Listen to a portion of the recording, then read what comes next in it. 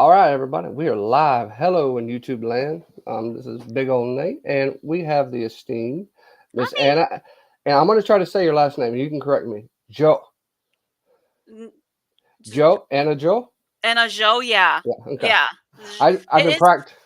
have you watched the last Airbender at No. all? Okay. So there's a commander called Commander Zhao, which Okay. is ZHAO. So if you say Commander Zhao and Commander Zhou, yeah. Mm, okay. So thank you. I appreciate it. Hello, YouTube land. And okay, so I can't share it to Facebook. Okay, so I will just share this your To the, YouTube stream. Ooh, let's see. Share to there we Facebook. go.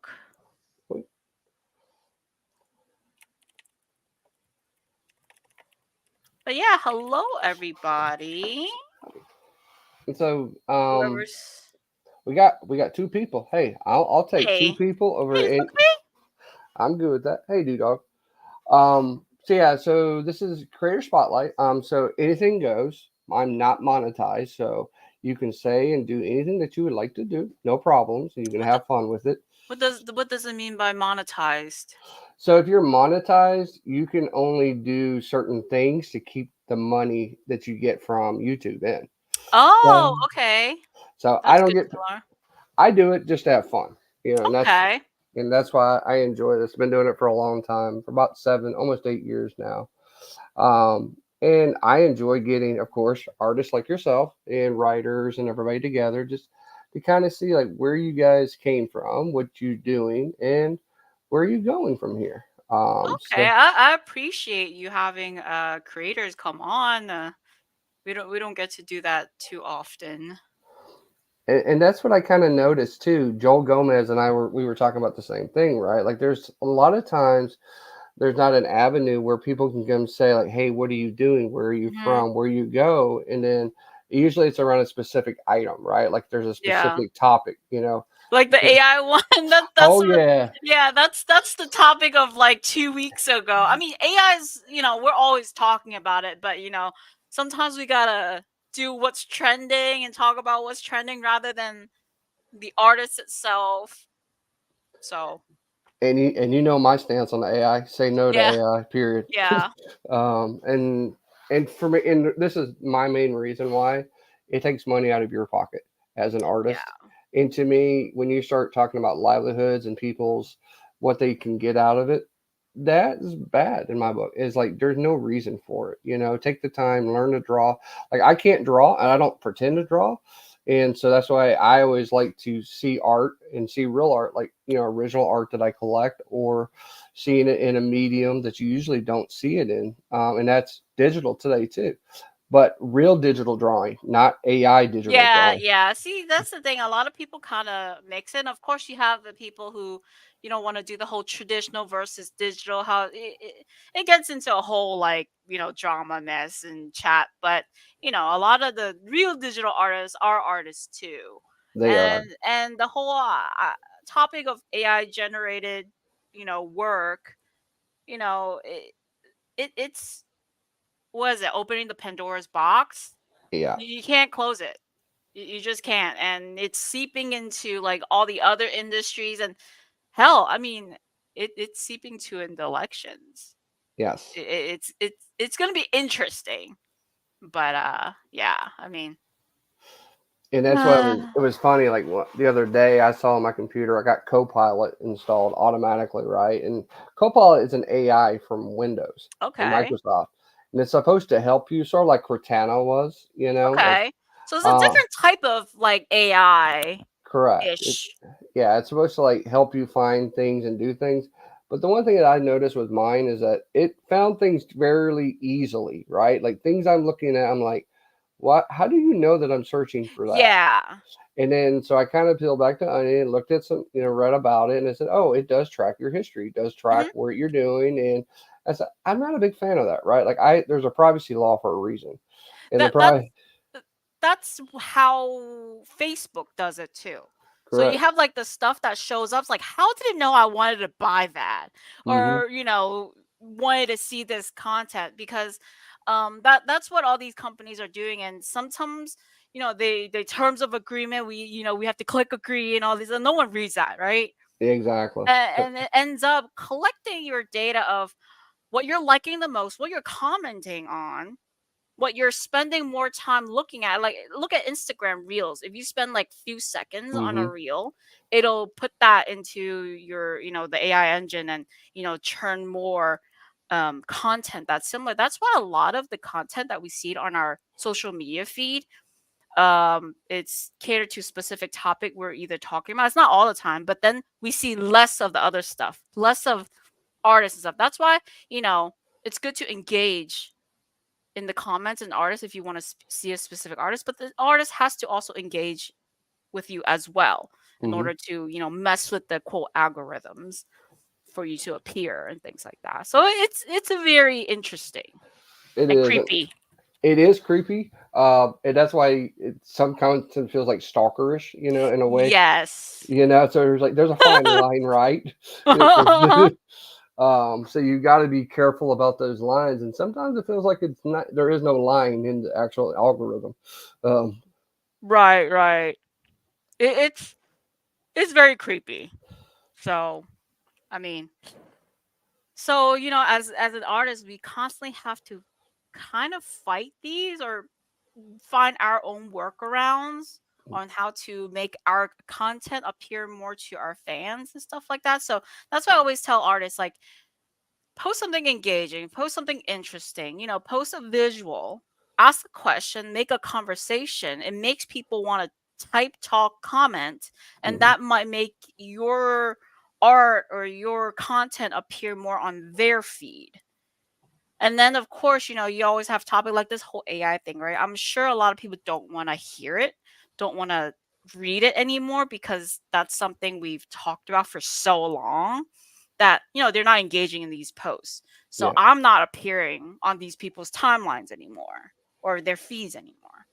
Hey, hey, Hey, Cameron, hey, Cameron. hey, dog. He's our boy. Yeah, I like I've known Cameron for many years now. I think, is it no, when I started comics too. It was like 2019. Yeah. Memphis Expo. He actually commissioned me a dude. He had me draw a dude. Arrow. Was it Green Arrow? Oh yeah, Yeah. the Stephen Mel. Yeah. Yeah, So that and I remember like when I first saw your artwork a long, long time ago, Oh, right? Like, really? oh yes, and I remember when I first met you, right? I picked up this nice little book, the Witchblade that you did a Yeah. long time ago. Yeah. And I remember it's like, to see like your progression in artwork that's came over the years, right? So it's like I enjoy seeing that and seeing how like you've expanded, right? Like how much you've done over the years. Um, and but you're right, you don't do a whole lot of dudes, right? And that, No, it's so, we always have our, strong, was it? Yeah. The male anatomy, like, I can draw, but I can't. It's like I know the anatomy, right? hmm But the way I execute it, because I'm so more anime manga inspired, they end up looking very feminine.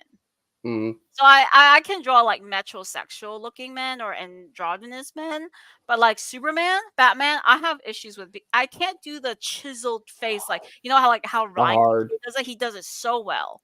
I yep. really like the way he draws his drew male characters. I just have a hard time doing it. But I'm was it little by little, I'm getting there. I do practice it. I'm just not very confident in it. So I was like, if you want to, some people, when they commission me, it's like, hey, can you draw this male character? I'm like, sure, but I will warn you. It comes with a warning label. There's a disclaimer, big disclaimer. Yeah, yeah. But every now and then, I think I've gotten I can draw Gambit because he has some more feminine features of the Mhm. hair and everything, and he has a mask. I can draw Gambit, yeah. But Superman, I one day I'll draw a nicer one. Uh, Hello, hey guys. hey, Andy. Thank you. I try. He is one of the best ones because that was one of the things that, like, when I remember seeing you do Lady Death for the first time, right? Oh, And I was like, ooh, it's a manga esque version of Lady Death, and I'm like, but it was still like kind of serene, right? Like it was still a serene yeah. look, and I'm like, okay, I can I get want. behind that, and because I'm a huge manga guy, but Mhm. old school manga, right? We're Yeah, talking yeah, like like Akira 60s, 70s. Toriyama, Yeah, yeah, Akira yeah. I 80s, 90s, you know. actually watched another Akira, rewatched it the other day because we were on a Discord and someone was streaming it, and man, it was the cinematic and everything was great for its time. But And it's hard. Like I watched the 4K version of it, and I'm like just to see like that far in your face compared to the VHS tape that I had from mhm, manga from way a long time ago. I'm like, it's not aged too well into the 4K world, mhm, and so, but it still has the same captivating story to me, yeah. right? And that, but I wouldn't want to see it remade either because there's No, not. they should not touch it. It's like No. Ninja Scroll. Ninja Scroll was one of my favorite ones that they did in the 90s, but then they kept doing it over and over and over, and then it kind of died out. And I'm like, okay, this is why certain stories you don't keep doing, like Vampire Hunter D, right? Like when I think of Vampire Hunter D and Jay Lee's comic work that he did with it, it's like that's my D. It needs to stay this also. That's why we always, when we refer to a style, we refer to an era. Like Hmm. for me, like even my work, I'm more 90s anime manga era, Yep. versus was it I think um Yamato? No. I Yamamoto. yeah, I forget. Oh, I just pulled this the Lady Death. Is it working? So, um is it lagging? Is it working? Is it There you not go. showing? It shows on my side. I just added it. Uh, I don't think it's actually showing the image file. Hold on. Okay. Or technical difficulties. We'll But figure it out. those first covers my first interaction with Brian Polito was interesting. But I'm Ye- always grateful for him. I think it works now. There Yeah. we go. So yeah, the duality cover. I remember Yeah. that one. That's old. So when I first met Brian, it was I did the whole old school meet in person, say hi, give a gift kind of thing. Yep.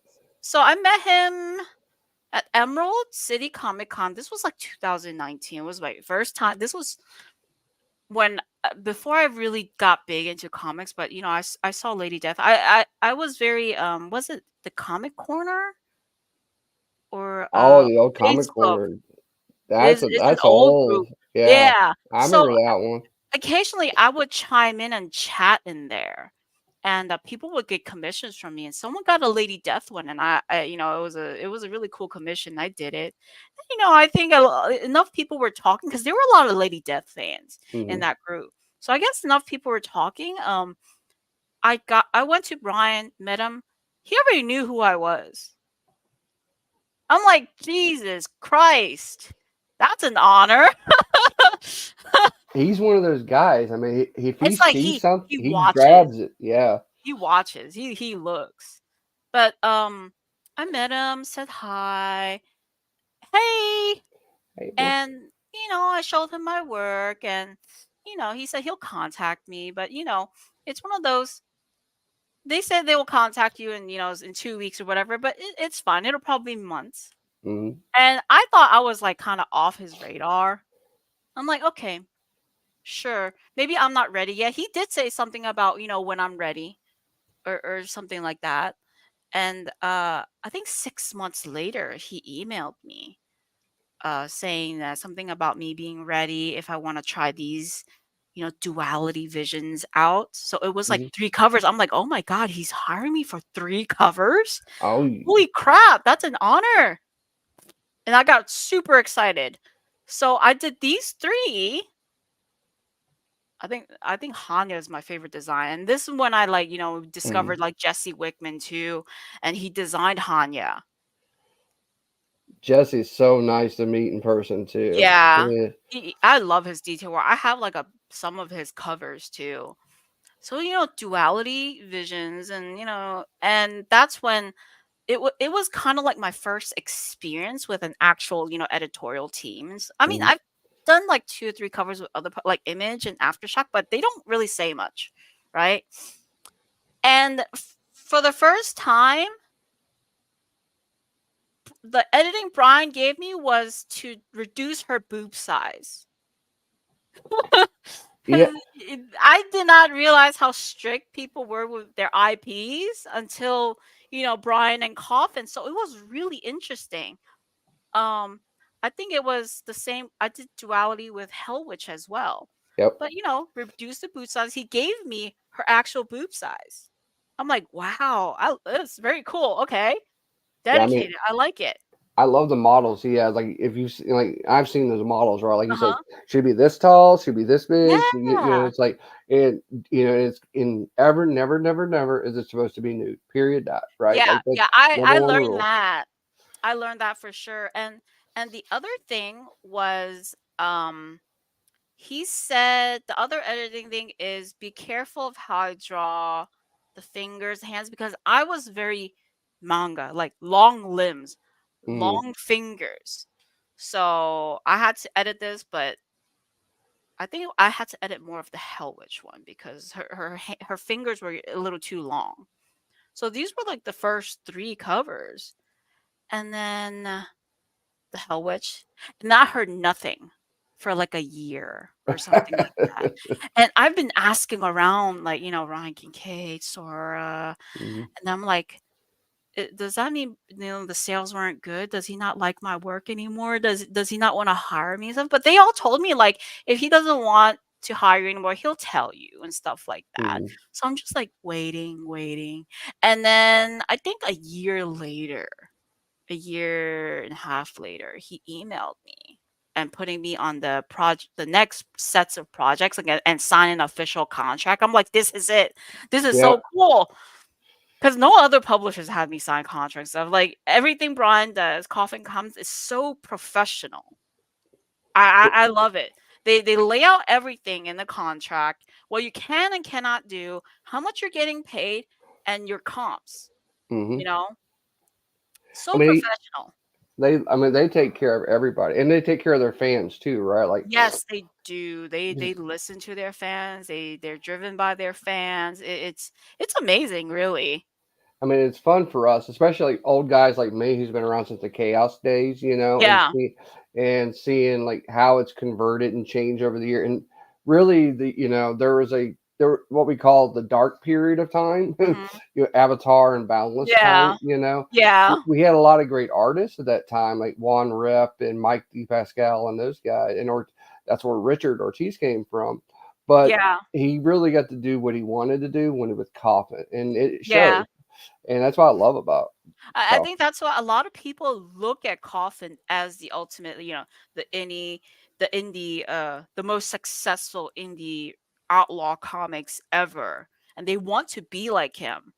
And I get it. Like if I ran in something like that, I would want to follow their footsteps too. It's like it's just I don't know. All I can say is I've worked with several publishers and things like they are the most professional on time with their payments. They will send you a comms. You don't have to ever ask or chase them or anything like that, and they will fix things even for the community.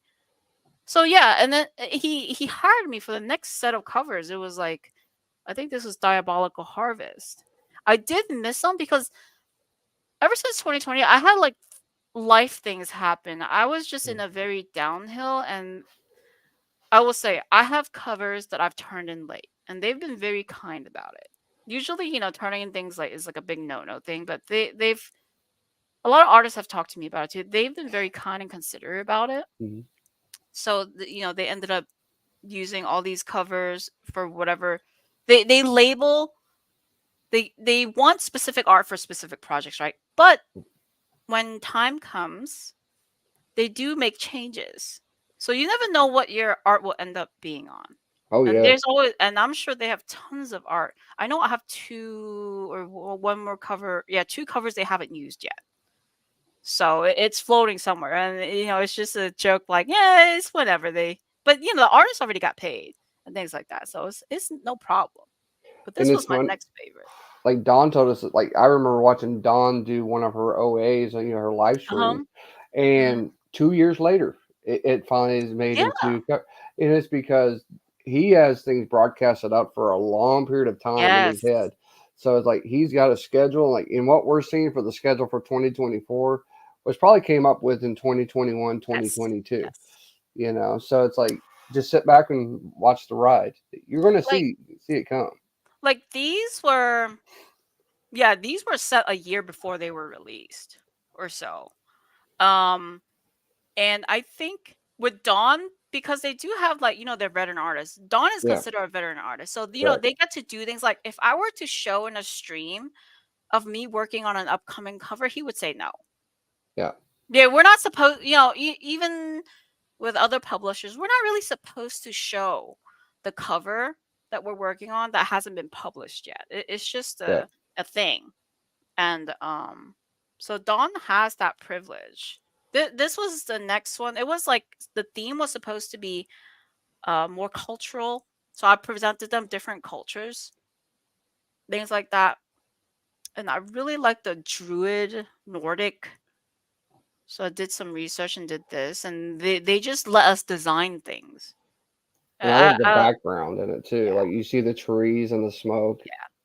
This went through quite a bit of editing. It was still when Marshall Simmons was the editor.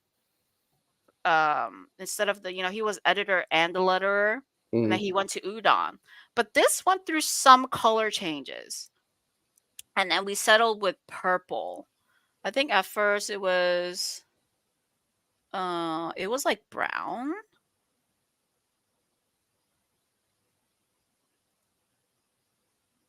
I don't remember where. Yeah, it was brown, but it was too muddied. Ah, okay. So they wanted a different direction. We edit according to what they think. And of course, there's too much green going on, too much brown, it blends together. So we change it up a bit to make her pop a bit more. And Mm. that's some directions that we get from editors, and this is pretty common. And that Editors that know what they're doing. correct. Yeah, Yeah. I've edited some stuff and I'm like, and that don't make sense to me either. Yeah, and this was the scanned line art. I think Pascal owns it, I think. Oh, Yeah. now I know where it went because I was trying to figure out who owned this one. Because I Yeah, this was my one of my favorites. Yeah, it's really a running joke in the community between Pascal, me, and Coates. Between the three of Mhm. us, one of us three usually has it, right? For a Or lot. see, for me, mix in Brink. Brink Oh has yeah, Brink, several. yeah. So that's kind of the catch. Like we're always looking for stuff. Like I'm like, where'd I it can go? tell you where things went. Because there, I Um, mean, because like I'm getting the one from you already. yeah, And that's going to be a special one. But there's the thing is like when you get that OA in your hand and you see all the work and the time that went into that line art, yeah, you have a different appreciation for it yeah. when it's in your hands. There are times these days. So I like more handing. I actually am quicker with traditional art. A lot of people say digital art's easy, but it's really, you require a different skill set. Hmm. Um, and at that time, I was still kind of very slow with my digital, like, the perfectionist in me, like, undo, erase everything, redo. Do it over. Yeah. But these days, I find myself doing more digital lines and less OA, which is sad because deadlines, deadlines, Yeah. deadlines. But every now and then, I try to get the line inked. But this was one of my favorite. This is more me. I'm more little details. That's why I like Hmm. Jesse Wickman, because he does all these Yeah. like little tiny details.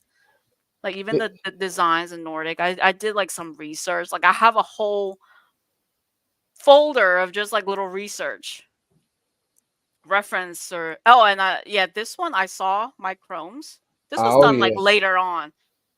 Love that work. this was a commission, right? That It turned into a cover. it did, yeah. I remember Yeah. seeing the work he was doing on that, like the look, like the way he started it and the way it Mhm. got done. I'm like, I want that one. He's like, it's already sold. It's gone. Yep. Yep. It's like, because I mean that's how the schedule is, right? Like some, Yep. by the time you get to seeing it on a page, it's already been sold. It's already gone. It's like we're not really supposed to show it, but we kind of talk. People like you guys, want to call dibs first, Exactly. things We like always that. do. And this was also a cultural thing inspired by J rock, J metal. Yep. Uh, and who has this away? I don't remember. It's not me, but I I do think have this I one. I have your AP, yeah, the AP that you got me, last year.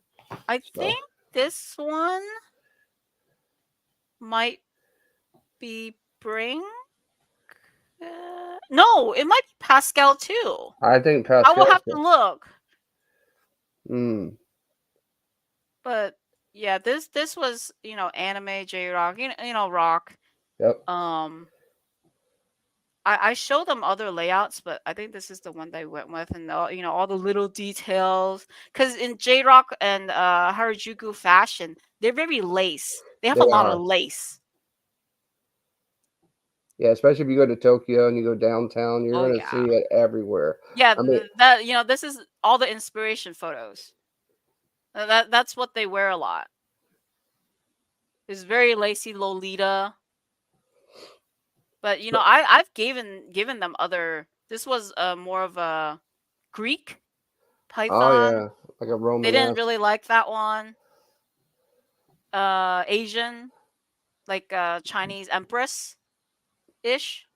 But I think someone else kind of did something similar. I think it was Sora. But this was the Oh yeah. initial design. I tend to do designs digitally before I, ink it on paper. But this was the idea. I do like full body to look at it. So I have like it's too bad these doodles aren't on paper, but I it know. happens. It happens. You can do it a lot. Like I've seen a lot of people doing recently, right? They Mhm. print out one and they mark it and saying this is my one of one Uh, or one, and that way for you, right? Like if you wanted to like mhm. play with it or something like that, it's yours. Um, Yeah. No, every now and then. So I did have little doodles on paper of this before it went digital, but it was like little head sketches and like a little color. So I do have that sheet, but I kind of am weird about this whole. I know because a lot of people tend to be digital inkers these days. They print the one of one, mhm. but man, it's I don't know. I'd rather print it out and hand ink it and then Yeah. I don't know. Well, It's Nii kind of weird Rafino to does me. that. She'll do like the digital sketch, and then she'll print it out, and then she'll start Yeah. doing the inking.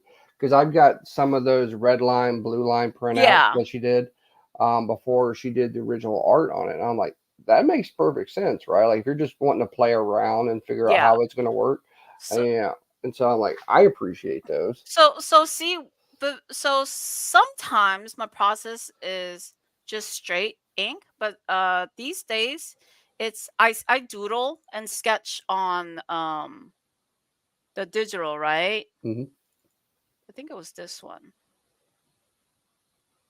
And when I finish it, I kind of clean it up and print this out on a very light. And then I do sometimes I do a clean pencil on it to Hmm. see where I want to lay certain things and edit. And then I do another ink over that. And then this is the result. It's this is the inked result. It's just the look and feel. Yeah, It's different. This is the hand ink result. And that's when I add all the little fine details the and clean ruffles. everything out. Yeah. Even here. So that's everybody's art process is a little different these days. Back then it used to be you have a pen, you pencil, then you have an inker over that or you print a blue line. and Yeah. have a pencil over that. But usually it's light boxing. And now with digital age, a lot of the pencilers are their own inkers now. Well, and so that's kind of it's always a 50-50 shot, right? When you have somebody Mhm. else ink your work, right? Because Yeah.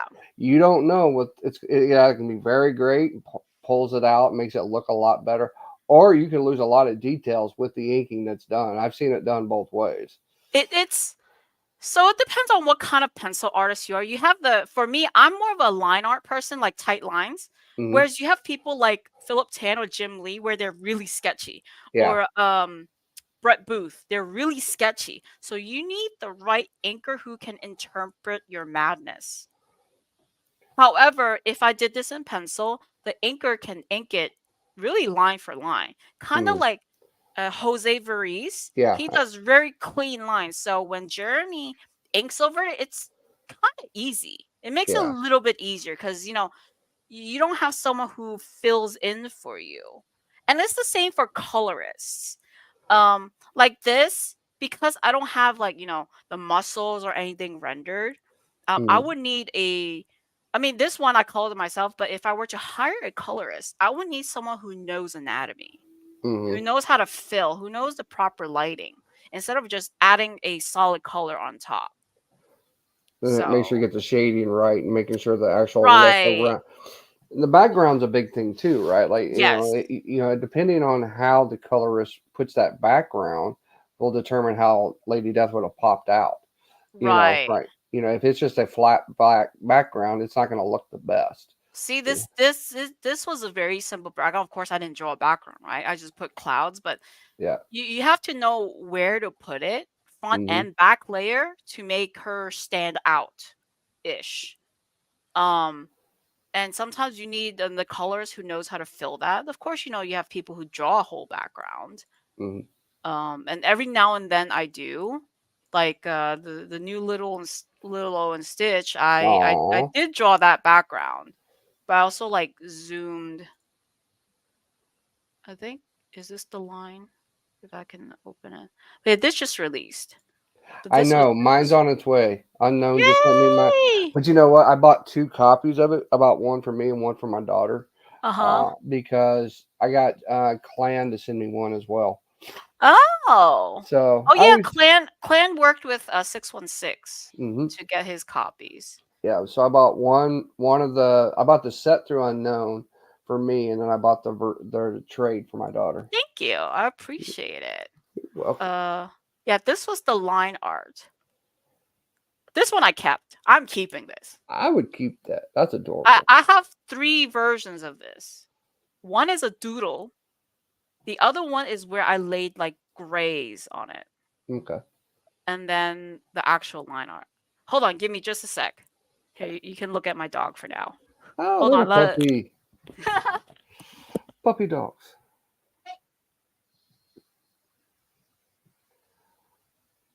It is, Cameron. I mean, that's the thing, right? Is like when you get to see that line art, it's a whole different ball of wax. And it's adorable. I mean, My, I'm a huge Lilo and Stitch guy ever since the original movie came out. So it's like my actual nickname is Stitch, oh, and really? it is, but it's not because of the movie. It's actually because of the literal stitches that I have for being in Oh, the military. I mean, Yeah, I hey. was I was accident prone, ever since I was a kid. Oh So no. so they're like, oh, so I got hurt one time at work, and they're like, all right, Stitch, go stitch Your it up and be. stitches. Yep. So it's always going to be that. That's why Lilo and Stitch always play a big part for me, 'cause, for that. I think it's it the whole movie is shows what family is, even if you're different. Hmm. You know. I was wanting to show. Okay, what? So this was the doodle. Oh, not that one. This one. So this was a doodle layout. Yeah. And then I had a grayscale to kind of like map out what I wanted. Uh huh. And I did tight lines. And I'm keeping all three because it's Stitch and it's not yours. direct, but it's Disney. Exactly. This is my first Disney, so I was like very proud of it. There's my book of originals, but this is not published yet. Ooh. It's supposed to be for Halloween, but who knows when they'll use it. It's fine. It's okay. I just saw a glimpse of it. It's fine. But Stitch. So I drew that background, and Mm. that took forever because I was also studying the leaves Mm. from Hawaii, the tropical, what kind of leaves they have, what kind of plants they have. So that took a lot of time too. Now I wanted to capture the culture right as well. Actually, And I had a comment. There was some comments like, "Oh, you whitewashed her." I'm like, "No, I didn't." Sorry. I'm like, it's she's in the proper lighting, and when you're in light, in moonlight and stuff, you do have lighter looking skin. But I made sure she was tanned.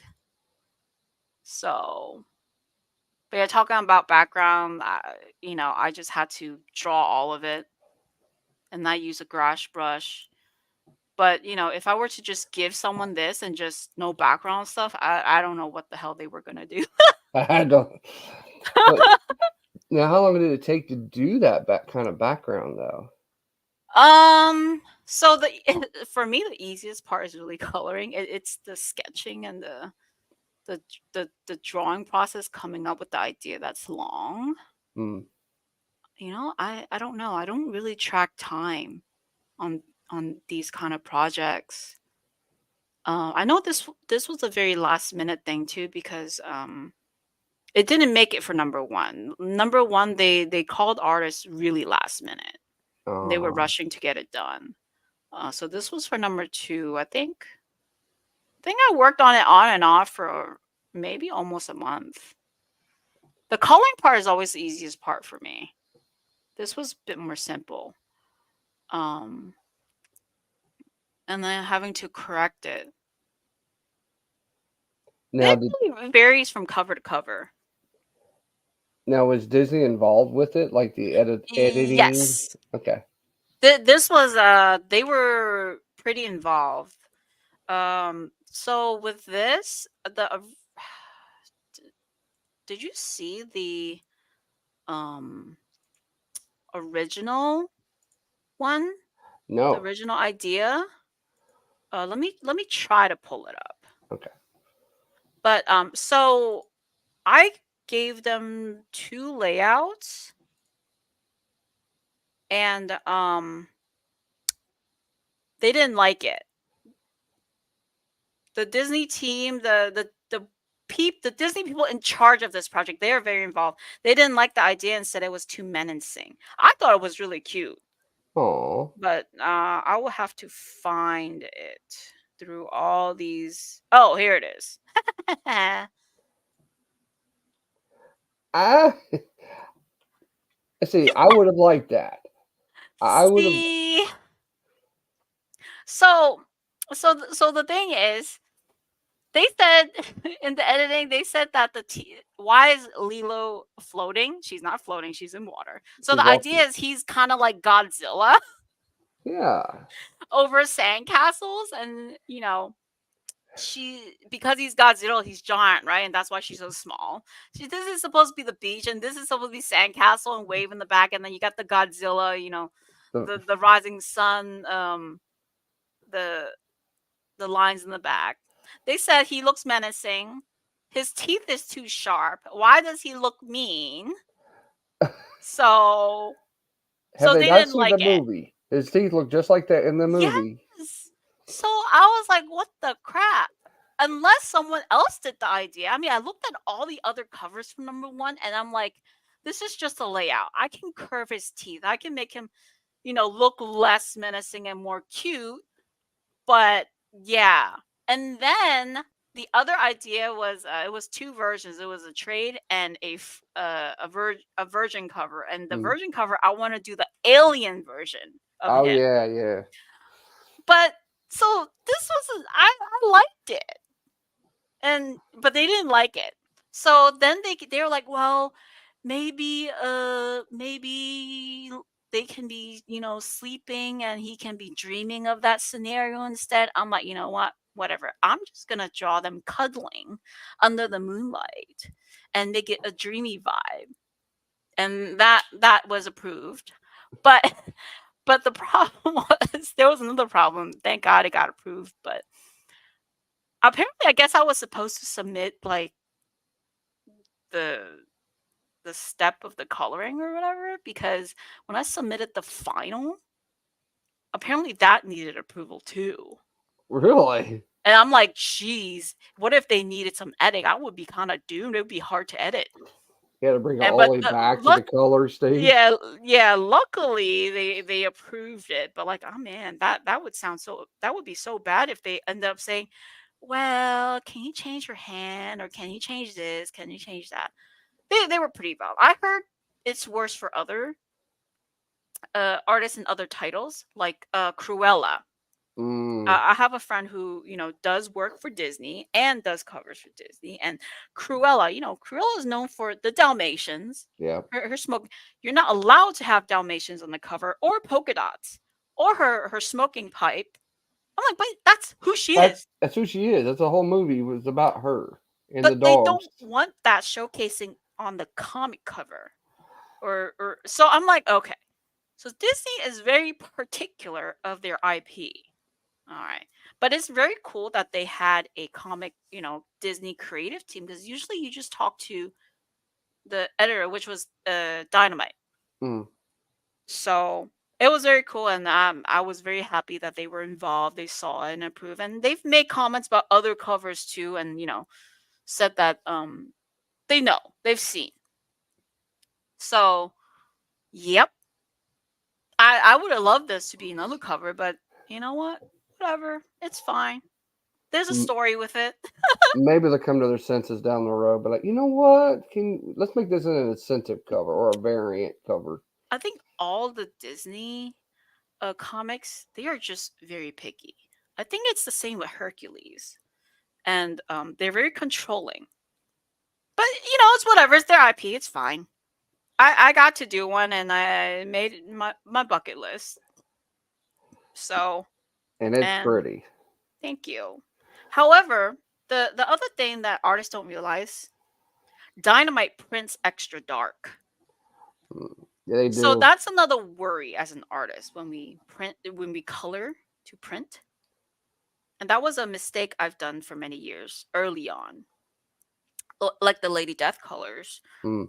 Editorial also recommended me to not use black to shade heavily. And that's when I learned, it just mutes everything and it prints very heavy. I can use purples, blues, and that's when I started really learning to color for print and not for just looking pretty on a screen. It is very Mm. different. And it's hard, right? Because like for Yeah. example, when I got this one from you last year, right? This Yeah. hex wire, Yeah, yeah, yeah. it's like you can see, right? Like there's a lot of detail here, right? Yes. But then it's black here, Yeah. so you don't know what was there before. Yep. And that one I called myself. And this is why, colorists like Cece so great, because they're so used to it. Hexware. Do I have the folder here? Hexware. Oh, here it is.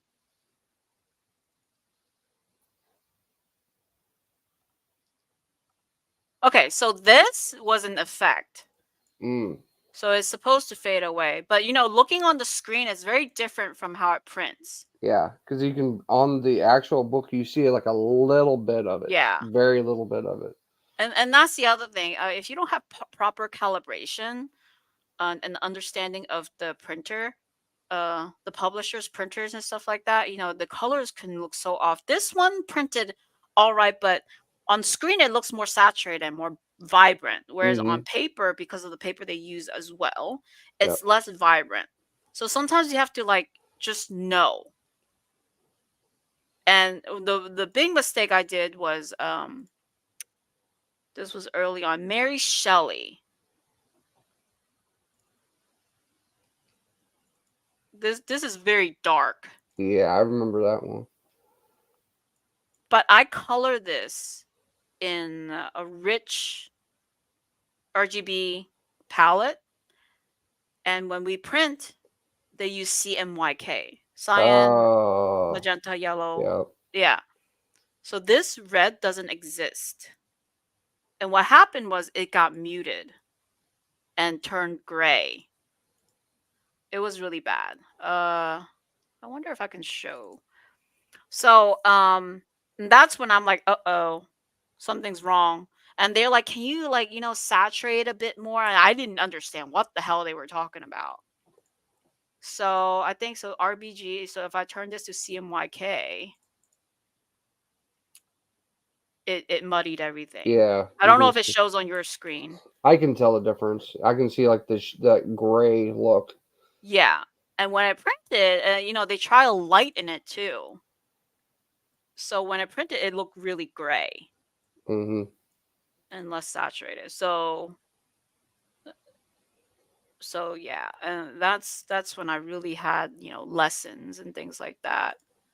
And then there was another one called Vampirilla that I had the same issue with.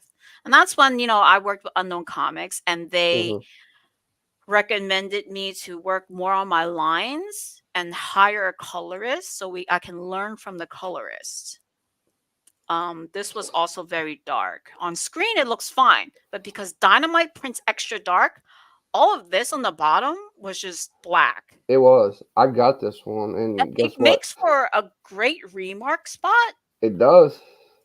but after I fixed it myself after learning, I wish I could redo it because if it printed like this, all of this would have shown Yeah. and brighter too. But see, I used black. My mistake was also using black. Hey Daphne. I, The lawn art is beautiful. I've worked in print. I really hate the darkness changes machine. Yes, it changes from machine to machine. Dynamite is extra dark. Actually, Chris Mason just got his book and it looks really dark, so I'm glad I brightened it a little bit. And that's why even when we finish it, like we have to skew it. Um, and even for Zerdy's, the book we did for the Morrigan one, hmm. he asked for a specific printer from Artist Express. He has a specific printer that prints really nicely versus the other printers. So it's different from machine to machine. So that's so confusing and so bad to have to like know all these things. Well, and it comes down to the medium, right? Like if you're wanting to get your Yeah. medium out to the people, it's like, wait a minute, this is what I made. This is what you got. That's not what I made. So how do Mhm. we get that good? Like I remember talking to Nate, and he talked, when he was doing Zerty Girls, right? Uh-huh. And I was like, "Ooh, I want that cover," and he said, "You're gonna wait, and I'm gonna get it right." Yeah, see, Azerty is very, very particular on how the color prints and everything. And that's why me and him get along because we're the same. Like, some artists don't really care that much, but we care how our work looks when it's on print. Now, this cover was colored by Cece, and Archie printed the way they print it is exactly how it looks on screen, a little less saturated. But Cece is great. She has an understanding on her color palettes and how to, Mhm. what colors go good where, and it printed exact. The level of coloring and stuff I would like to achieve.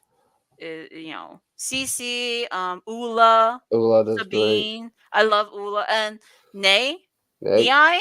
yeah, Rufino. Yeah, I love her colors. They're the ones that I look up to for my type of work, line art. But Cece did great here.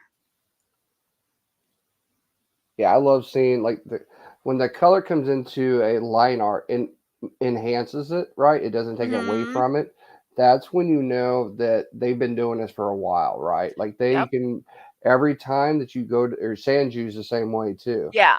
It's like you go to them, you know that you're going to get a good product out of it, and it's not going to be taken away from your line art.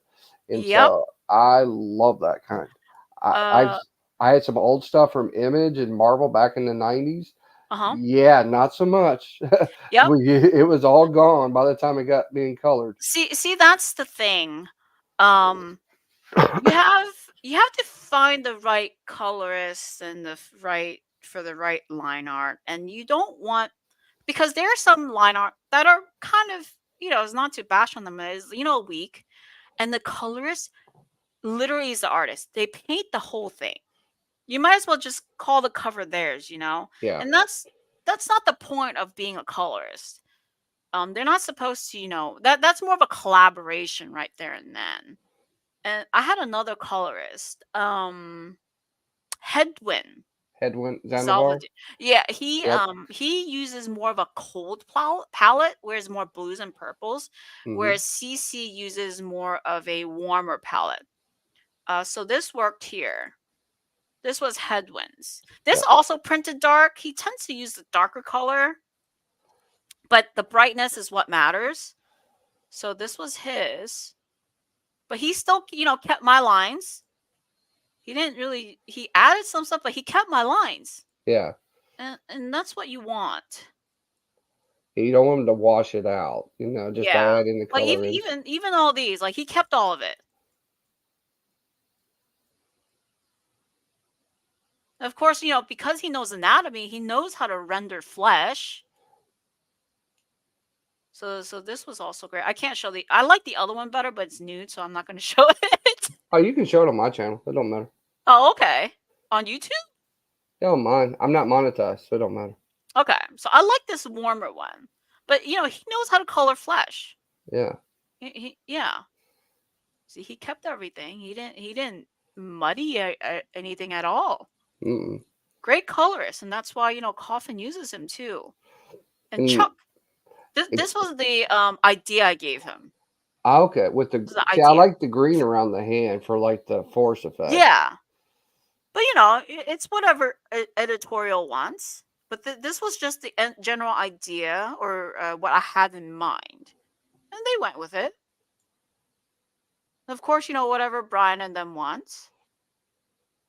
And that's See kind of a the nice thing, right, about having the multiple covers that they do, right? Like you do the mhm, regular, then you have the patch, right, for the risque, uh-huh. and hell, it just goes all in, anyways. And and Um, the and the other thing about Coffin is they do try to make the version of the nude a bit different. correct. Instead of just, the same colors except she's nude. There's Yeah, something more to it. And I think more people are trying to do that. What's another oh yeah, this one. This one's great too. I didn't have the time to color it. yeah, I want that one. That Frank one's bought hard. it. I know, Frank bought it. but I at least want the cover itself on a comic. But everybody's I got it. have the AP. I just got the AP recently. All right, we'll set one aside. I have they gave me three. I usually keep one, so I have two available. If you want it, I can set it aside. Please set it aside. Okay. Thank you. And that's the thing. APs, it's great that they give us like copies with our initials on it is special. Now, this one, I was actually blown away with the color choices here. Mm, This is not very this was not the color palette I would have picked, but it works. See, especially the th- reds. this is where I like to know this is why colorists are colorists.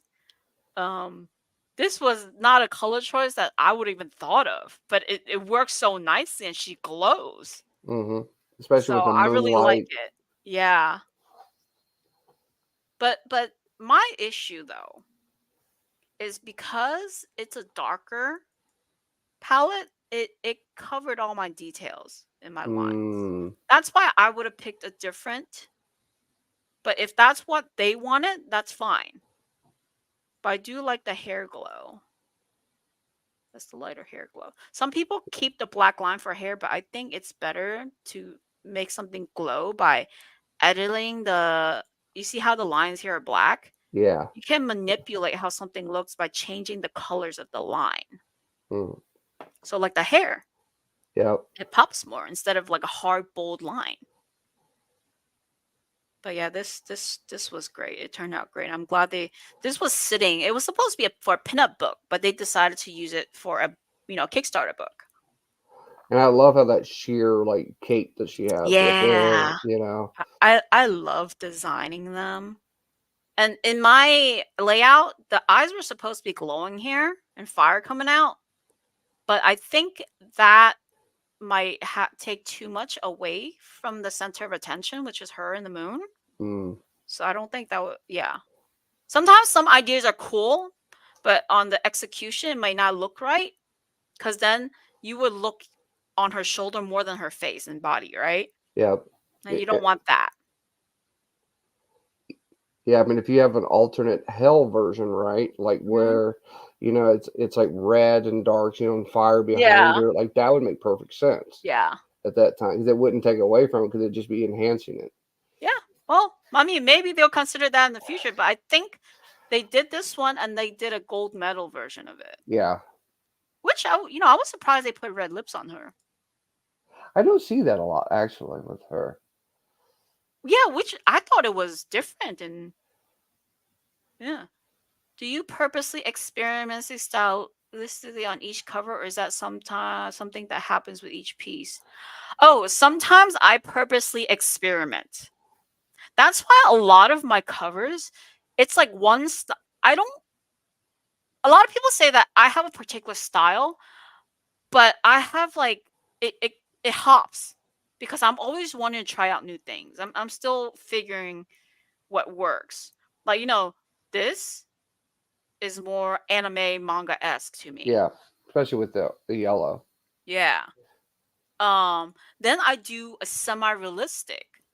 Like this one was a Warren Liu. They wanted that layout. And this Mm, style is different. This was for Hardly Thin, but I really run to the heck out of this. especially But with the colors. yeah, I was really proud of the coloring here because it's so bright. But I do semi-realistic and that's what they wanted. And so I experimented and oh my god, the teeth. Oh, it's so hard to color and draw. But even this, I had critiques saying that it's missing. It looks good, but it's missing a flesh tone, like an in between, Mm. to make it look more full. But there's a whole drama with this cover too. Oh, But yeah. So this is different from my this is semi-realistic ish. That's a how different style. Hmm? how did that compare towards your normal style? Was it a lot harder as far as trying to get it in that style versus your normal manga-esque style? Yes, it is because I really have to know how to realistic lighting, realistic rendering, anatomy, like her armpits here, where Mm, armpit, her pecs, where it yeah. aligns how the neck should be. Whereas more cartoony or more manga, it's a little bit more unrealistic. Like they have longer legs or their Mhm. neckline is different. Um, if I can like find a older piece of just something just really weird, but it's what is it? I do experiment. And of course, it depends if they're okay with it or not. I think this was a little different too because it's longer limbs. Yeah, she has long legs here. Yeah. Long legs. And I'm surprised no one called me out on it yet. All legs. All legs. But it was this is more earlier work. Mhm. The long legs, more flat coloring. Um a lawyer bought this. Really? Mhm. Well, I'm not gonna understand with Scott. the scales. Scott. Yeah, it's a version of Lady Let me. Justice. Yeah, the other one's Lady Liberty. And then this was my first direct, like a publisher actually direct through Diamond. Oh yeah, sacred. Yeah. So this is more flat. This was easier to color. Um, However, I wish they made it a virgin cover instead of, because it covered the Yeah, the top. trade there. Yeah. But I have this OA. Brink really wants it, but I'm not selling because it's my first, direct published. Your So first cover.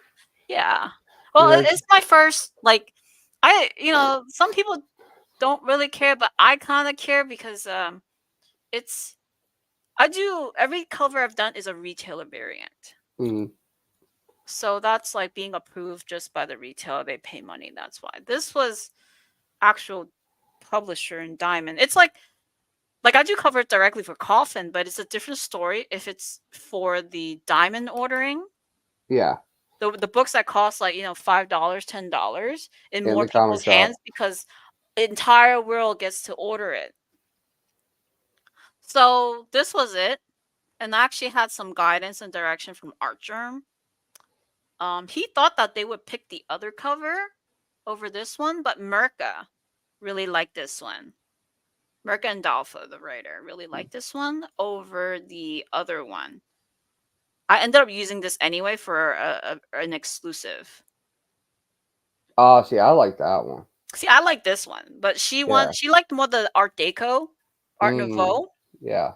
But I ended up using this one anyway for a retailer exclusive, and Artgerm thought that they would pick this one over the other one. And I like it because it's got a little bit of both, right? The angel and the demon. Yeah, and it's sexy. I mean, It is. it's sexier. But you know the thing too, though, is like that one's got the sheer look, right? So it gives you the imagination of what it could be, Yes. right? Yes, and that's what's so sexy about it. I tried a little bit. I mean, that's the book. It's a sexual book ish, like, Yeah. fun. But even here, I try to do a little bit like sheer see through. Hmm. But this was definitely more hardline Art Nouveau. And I like flowers. Look, I drew feet. I know. He drew feet. I drew feet. Hello. I was gonna make a comment there, but somebody might get mad about Liefeld again. But hey, Yeah, don't get banned.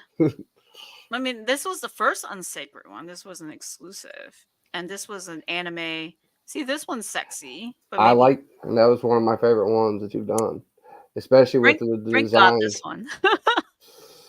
Yeah, this was an homage to one of the anime that influenced me. It's called Goddess from the 90s. I It's know all that one. angels. Yep. It's the angel Belle, and I love angel wings and stuff. So I think her eyeliners are too hard, but this is a very old piece.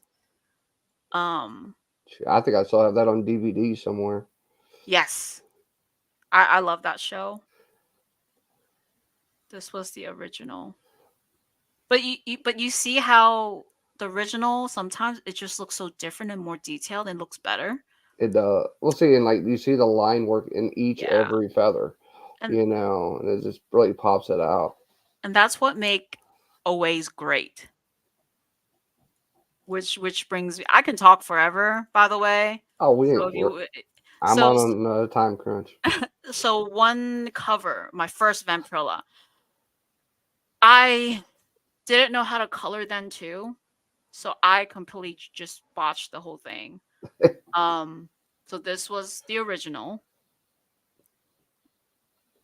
all detailed, right? Yeah. I colored it really dark, and it just covered, muted the whole thing. Oh yeah, you lost all the wings. So well, this was my first time. I think it was first time dealing with dynamite, right? Mm, And okay, I used brown dark. I didn't know that they printed extra dark too, and I was a noob at coloring. So all of this was just dark. I mean, she pops up, but yeah, all the details are just gone. yeah. I mean, you see the artwork and then the skull Yeah. work and then the wings, and you see like It's how it's all sketched out inside of the wings. yeah, so I think the other guy that collected my work was also named his name is Hank. He collects the older stuff, but I think Brink has this one too. Or maybe Hank.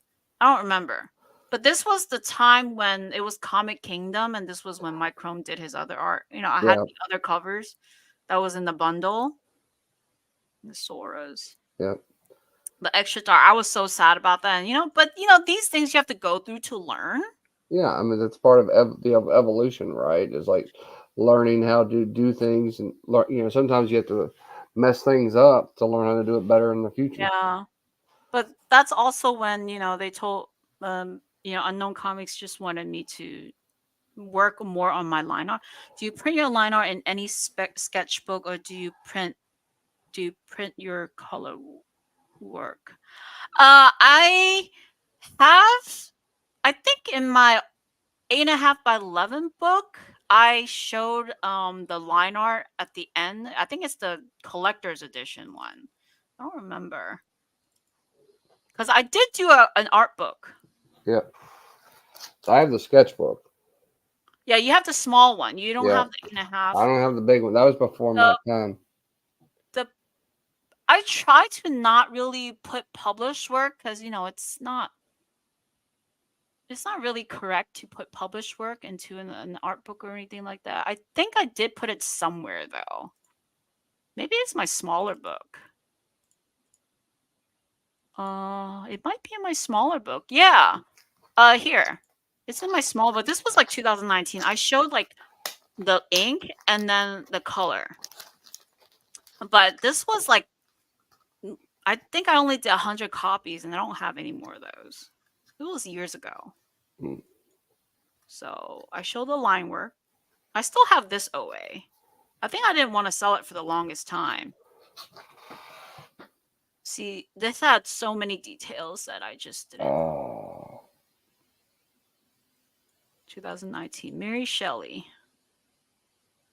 Uh, of course, I did the Supergirl Michael Turner.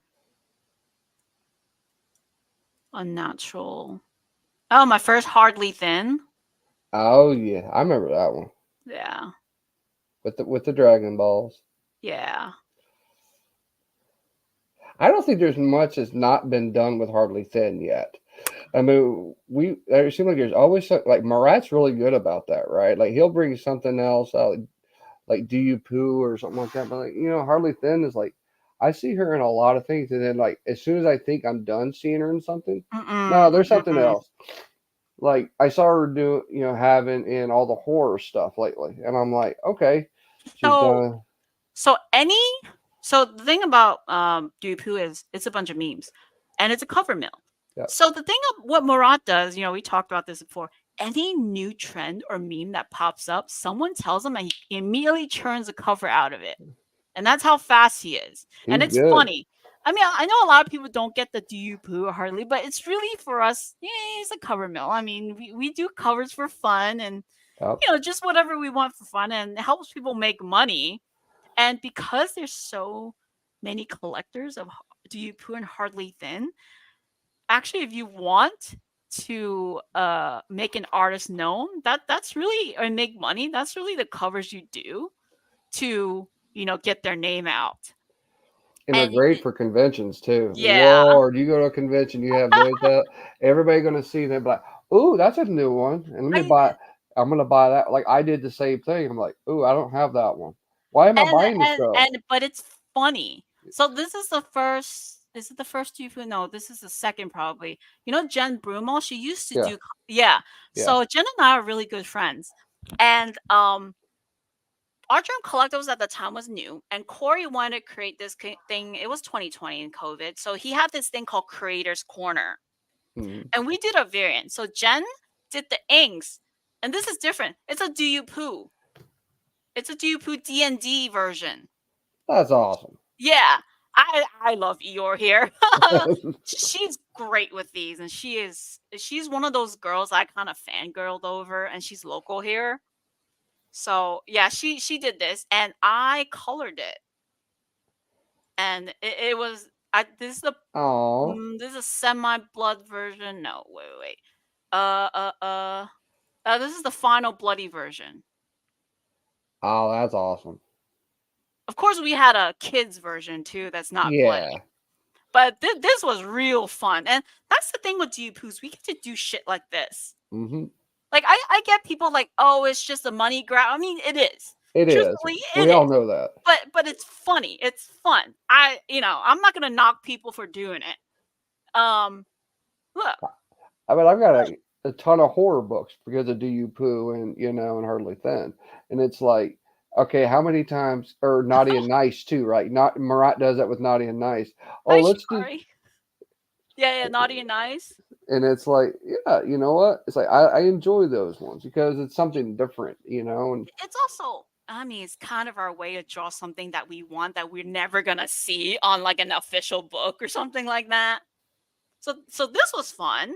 I ended up giving them roles. The fire arrow, the magician, and then you see Rue here, sure, yep, hiding out, little details.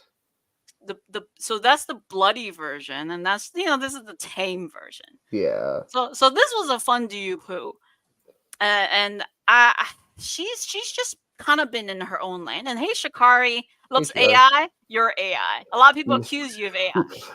It's okay. No, you're not AI. It's fine. No.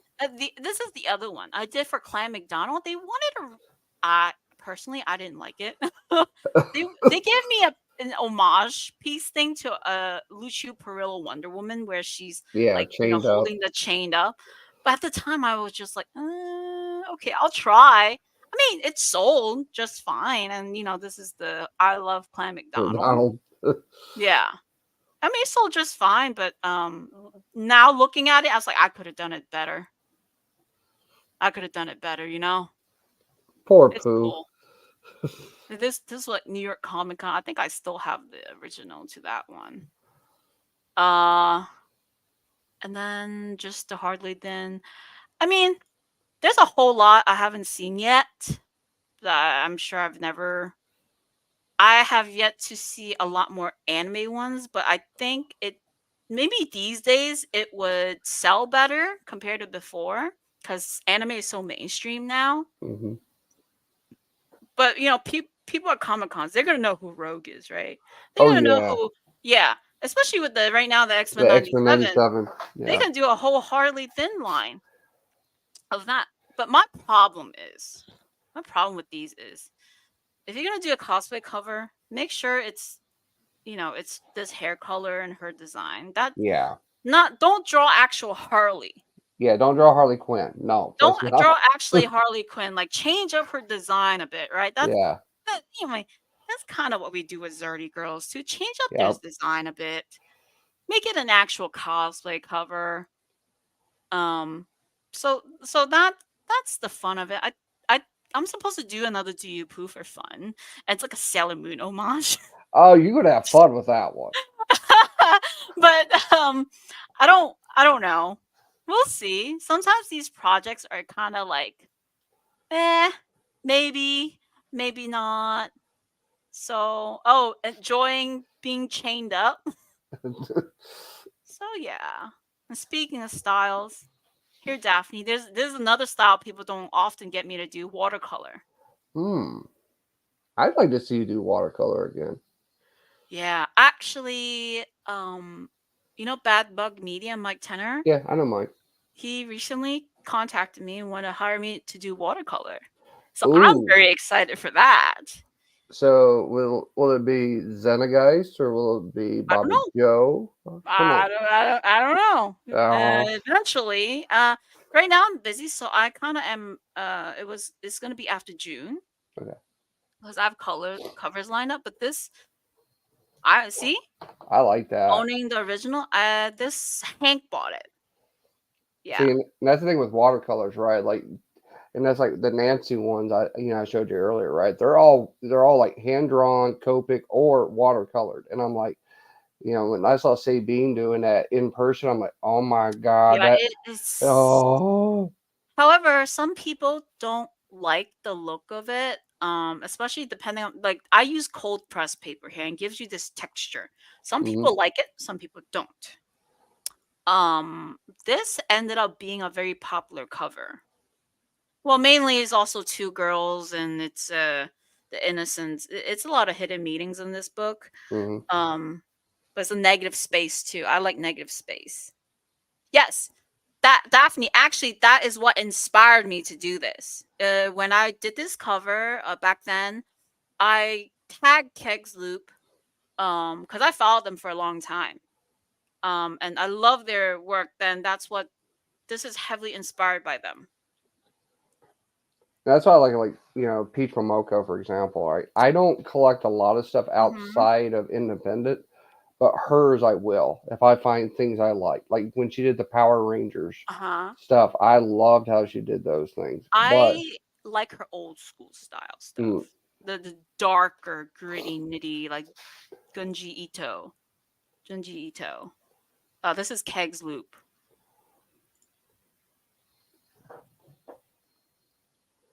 oh yeah, that has like an old Sandman slash, like Garth Ennis to me. And then they do a lot of like negative space Hmm. and all these watercolor original gold. See, these are the artists that a lot of comic people don't really go towards, but these are what inspired a lot of us. Yeah. And the koi's is on the side, and you Yeah. see that. So I'm a big art guy, and I Hmm. appreciate especially watercolor for that reason, right? Yeah. Because I See, understand the time that it takes to do that too. I this is mean, all watercolor, and for the white, a lot of the watercolor people, they actually use masking fluid rather than using white ink, because that's when you get the true white of the paper. You don't, and when you use white ink, it's a fake white. It's too bright. So, but I'm very inspired by their work, and that's the process. Because once you stain the paper, you can't get that white anymore, and then you have to use color correction, which makes the whole white different as well. I mean, this sounds crazy, but there are different whites. There's off white, natural white, bright white. Different color paper. It's the eggshell. same Yeah. with black. There's true black. There's a Payne's gray, and all this other. This is turning to be an art lesson. I'm okay with art. I like to learn. Yeah. I haven't followed them. Follow them. Lovely work. I wish to own one of their originals one day. Oh. And this is the type of art that I wish that I could do more of for comic covers, and just this year I'm trying to get make more time for myself to go back and do things like this, because I used before comics I do a lot of watercolor mixed media, but in the comic world they want a digital finish. But Yeah. these days they seem to be more accepting, like especially with Peach, which Rose Besh, the Hmm. style too. And but people, back then they were so used to David Mack and Bill Sinkovich. Yeah. I mean, I'm a big Sinkovich fan. I mean, I still have one of his original Electro prints for that reason Yeah. from the '80s, from Electro Assassin. So when Joel Gomez did his homage cover this last La Muerta, I grabbed Hmm. that one from my friend Kat. She's like, I got this one. I'm like, no, you don't. I have it now because it's Sinkovich. Yep. Same way like for Zeta or Joe Hmm. Jesco, right? Like if I see one of those two put a cover out, I'm probably going to grab it because I love that style. Yeah, that That I didn't grow up with comics. Being a comic artist was not something I planned either. It just happened that I got adopted. I started like 2018 or so, late 2018.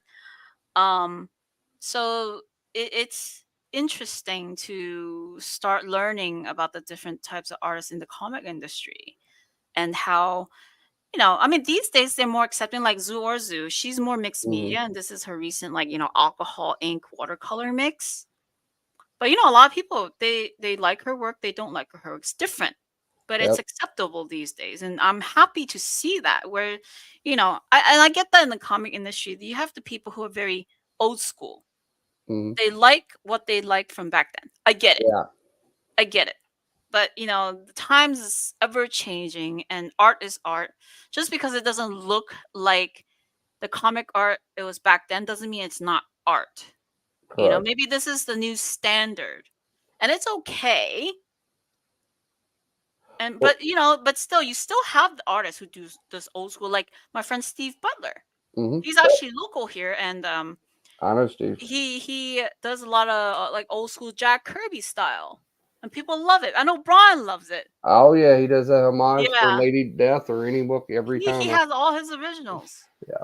And Marat actually, that's how he cut his teeth a lot with Lady Death, right? He Yeah. did a lot of homage stuff Yeah. when he first came in. I have a bunch of it because that homage stuff is what brings the old people in, and Yeah. then you get introduced to new things, right? Yep. And it's like, understand, hey, it's not always going to be that way, and Mhm. open your eyes a little bit, open your Mhm. aperture, and have a better appetite for different types of art.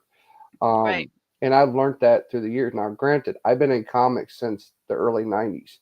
Mhm. So, I mean, I've seen a lot of different artists throughout the years. And then what I always realized is that it's a medium that anybody can enjoy. It, Yes. you know, It's and I think that's the thing about Coffin is they have so I think they were kind of on maybe on the fence of getting Me Too because it depends on what community wants.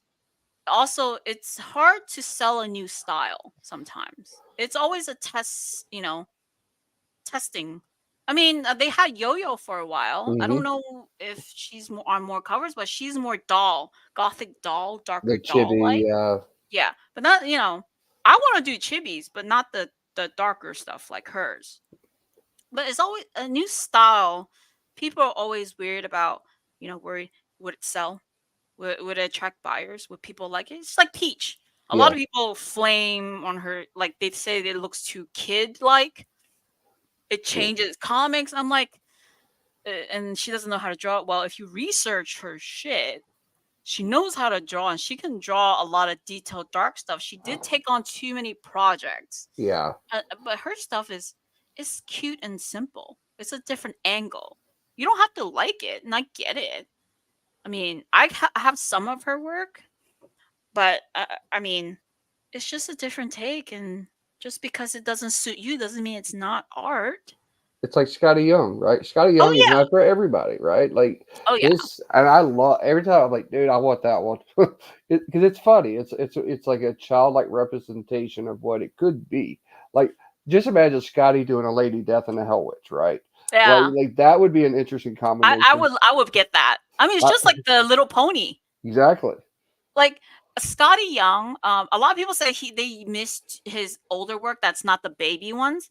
I mean, I get it. I mean, uh, I think they have a recent big announcement. The Marvel, he did a Yeah. whole Marvel line. Like, I want that giant poster. Oh, I got the poster coming. Yeah, I think it's cool. It's great, but I'm an art enjoyer. I Yeah. don't gatekeep or anything, so I think it's cute. If you might not think it belongs in comics, I think it does.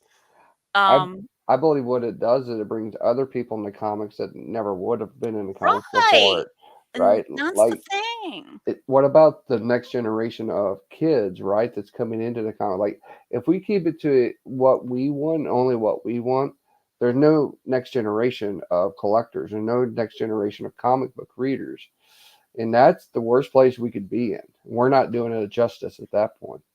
The thing with comics is it's about art too. It's all I mean, it's writing, but it's also art and how things are portrayed, and visual storytelling.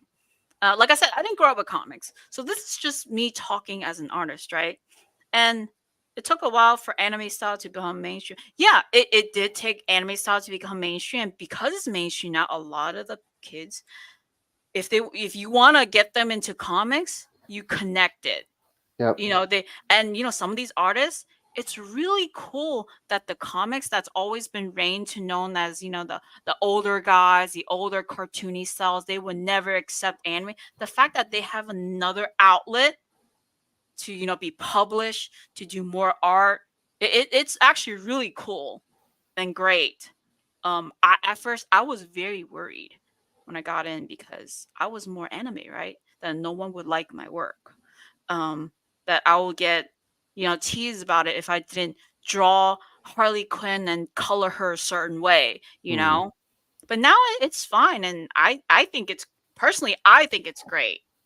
This is actually a great time to be an artist because if you think about the early 90s and late 80s, right, when anime was a nerd thing to do, right? It was Yeah. a nerd back then. It was very, like, I remember buying VHS tapes and subtitles, Mhm. and then I'm like, okay, nobody else is ever going to see this but me. And then you would do a trading circle, right, for your Mhm. friends. Hey, you watch this one, I'll watch this one, and we'll see how it goes. And then that's how we learned about anime. Um, but everybody else would look at you weird, like you're a nerd, go Yeah. away, like, Yeah. and there was the nerds, and then there were the geeks, and then there were the others, right? And The like ones that play Magic the Gathering, but yeah. exactly, yeah, and it's like you had the comic book guys, you had the anime guys, and the card guys, and the magic guys usually were the ones also that played D&D. Yeah. And so the comic guys started playing D&D, and then they started watching anime. So you end up being in the whole same circle at one point And or another. now you're not cool if you don't watch anime. Correct. You're not cool if you don't know what My Hero Academia is or Yeah, Dragon Ball or whatever. But and like me, I thought it's the coolest thing ever. I remember watching Dragon Ball in 1988 when it was the original series, not even Uh-huh. Z. And Yeah. then people were like, "What's that?" I'm like, "This is called Dragon Ball. This is from Akira Toriyama." I said, "Go watch that." Because I'd watched Doctor Slump before then. And they're like, "This is so cool." I'm like, "Yeah, it's something different. It's not, Mhm. it's not your Transformers. It's not your GI Joe or He Man that was out." And then one of the coolest things I ever saw happen was in the 1990s was Power Rangers, right? Uh-huh. Like, because Power Rangers brought Super Sentai over, remeshed it up, added English portions to it, and to make it kind of like mainstream, like it's Yeah. okay to watch, these kind of shows. And I'm like, wait a minute, we did that in the 80s. We did that with Ultraman. We did that with, and so being this kind of, going back and forth, now it's the perfect time because everybody accepts everything now. Yes. Just not the looming of AI stuff. Yeah, that now we all draw the line at that one. Period. It's so I think what helped is the fact that a lot of these companies, the faster access, the quicker access to dubbed versions of these shows. I remember having to go Japanese. Oh, my Yeah, rentals, I would get Chinese dubs.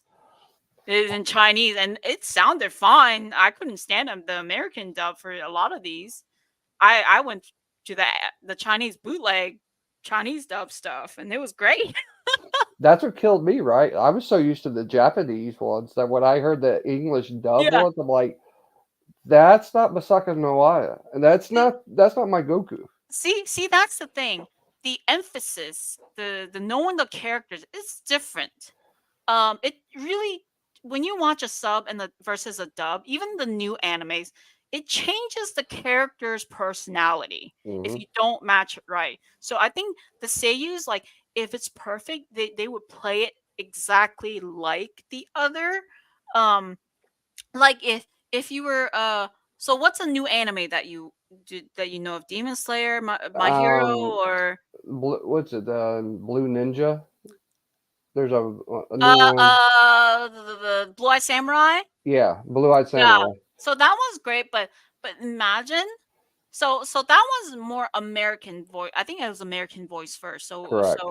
So imagine like some other the Japanese person with the manlier voice voicing it, right? Yeah. It changes the character and changes the whole vibe of the show. Hmm.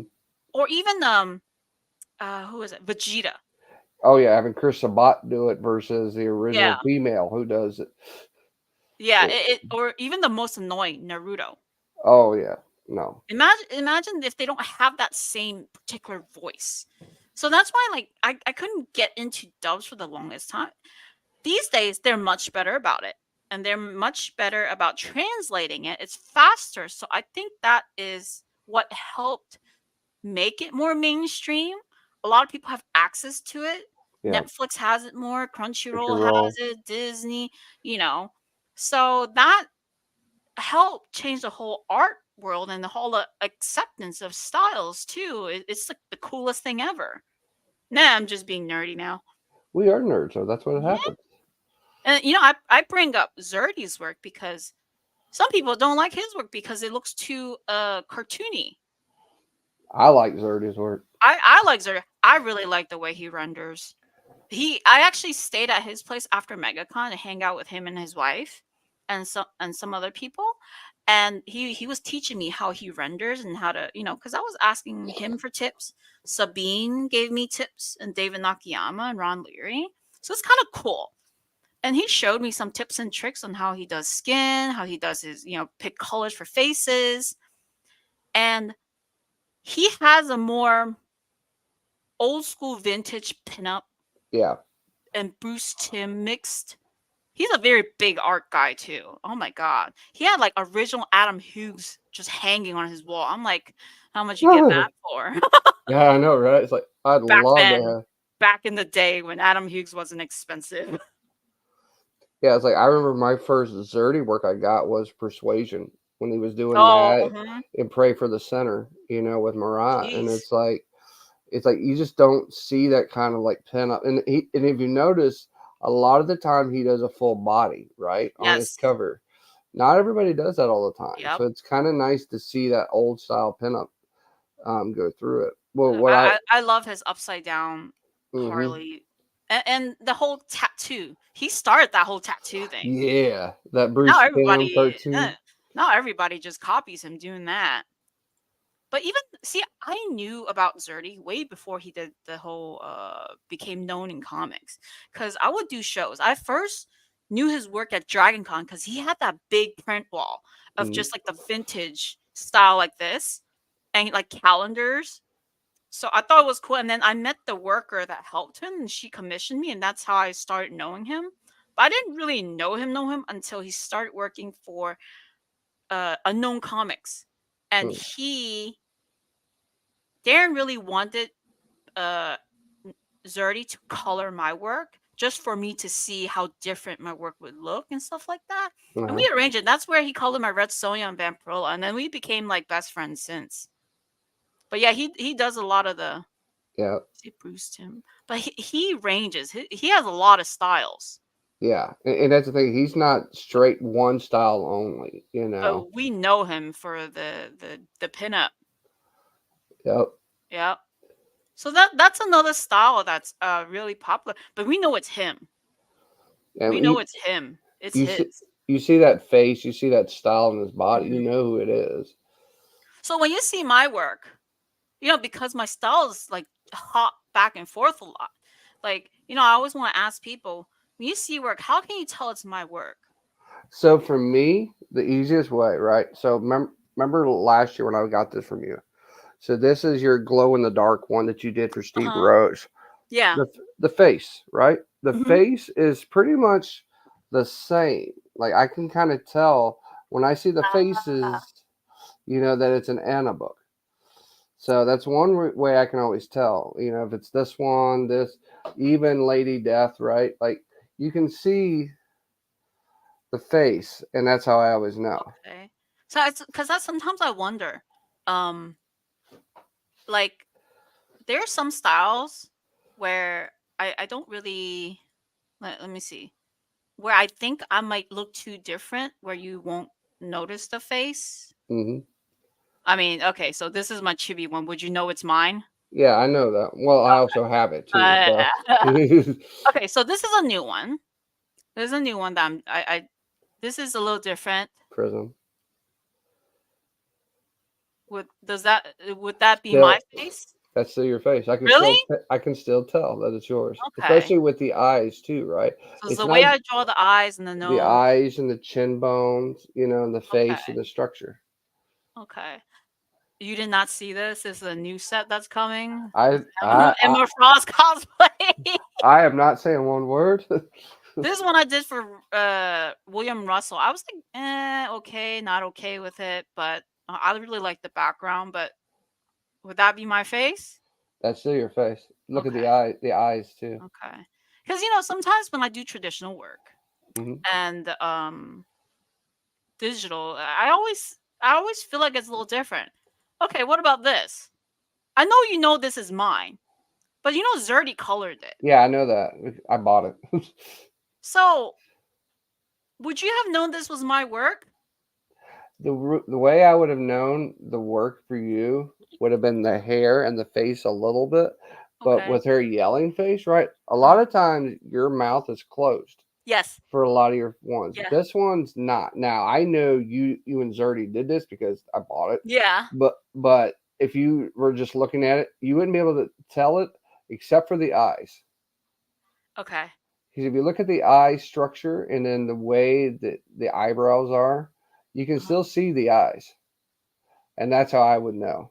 See, Zerdy, so my nose, Zerdy also rendered it like his nose is. So this one, he actually tried his best to keep my lines without editing. Mm, Um, and this was actually an experimental project. Because I tend to do more pinup and more like basic poses. The way for me to move forward in my career was to do more action dynamic poses, and this was yep. it. This took 3 years for me to have the confidence to freaking finish, by the way. This because of COVID and stuff like that. I just had Uh, no courage, no confidence in it.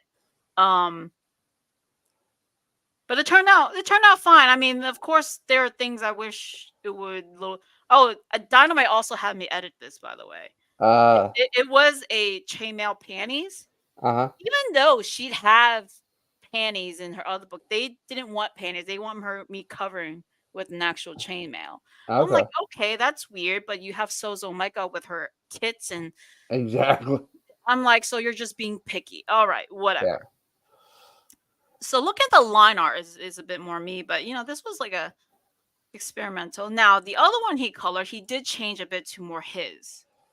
I mean, I drew it too. Wait, where is it? I have like all these. He Yeah, did change it a bit. the dead flowers one. Yeah. Yeah.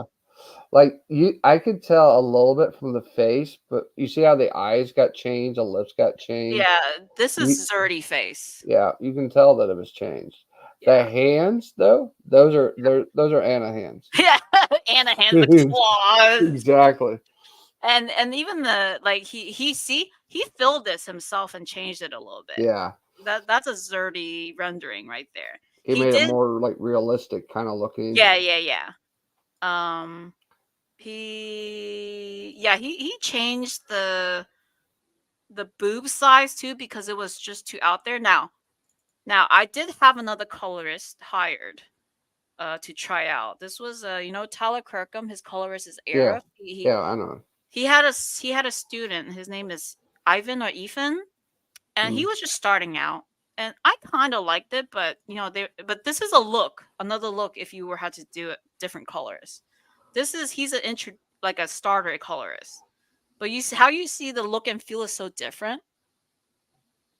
See, Palette?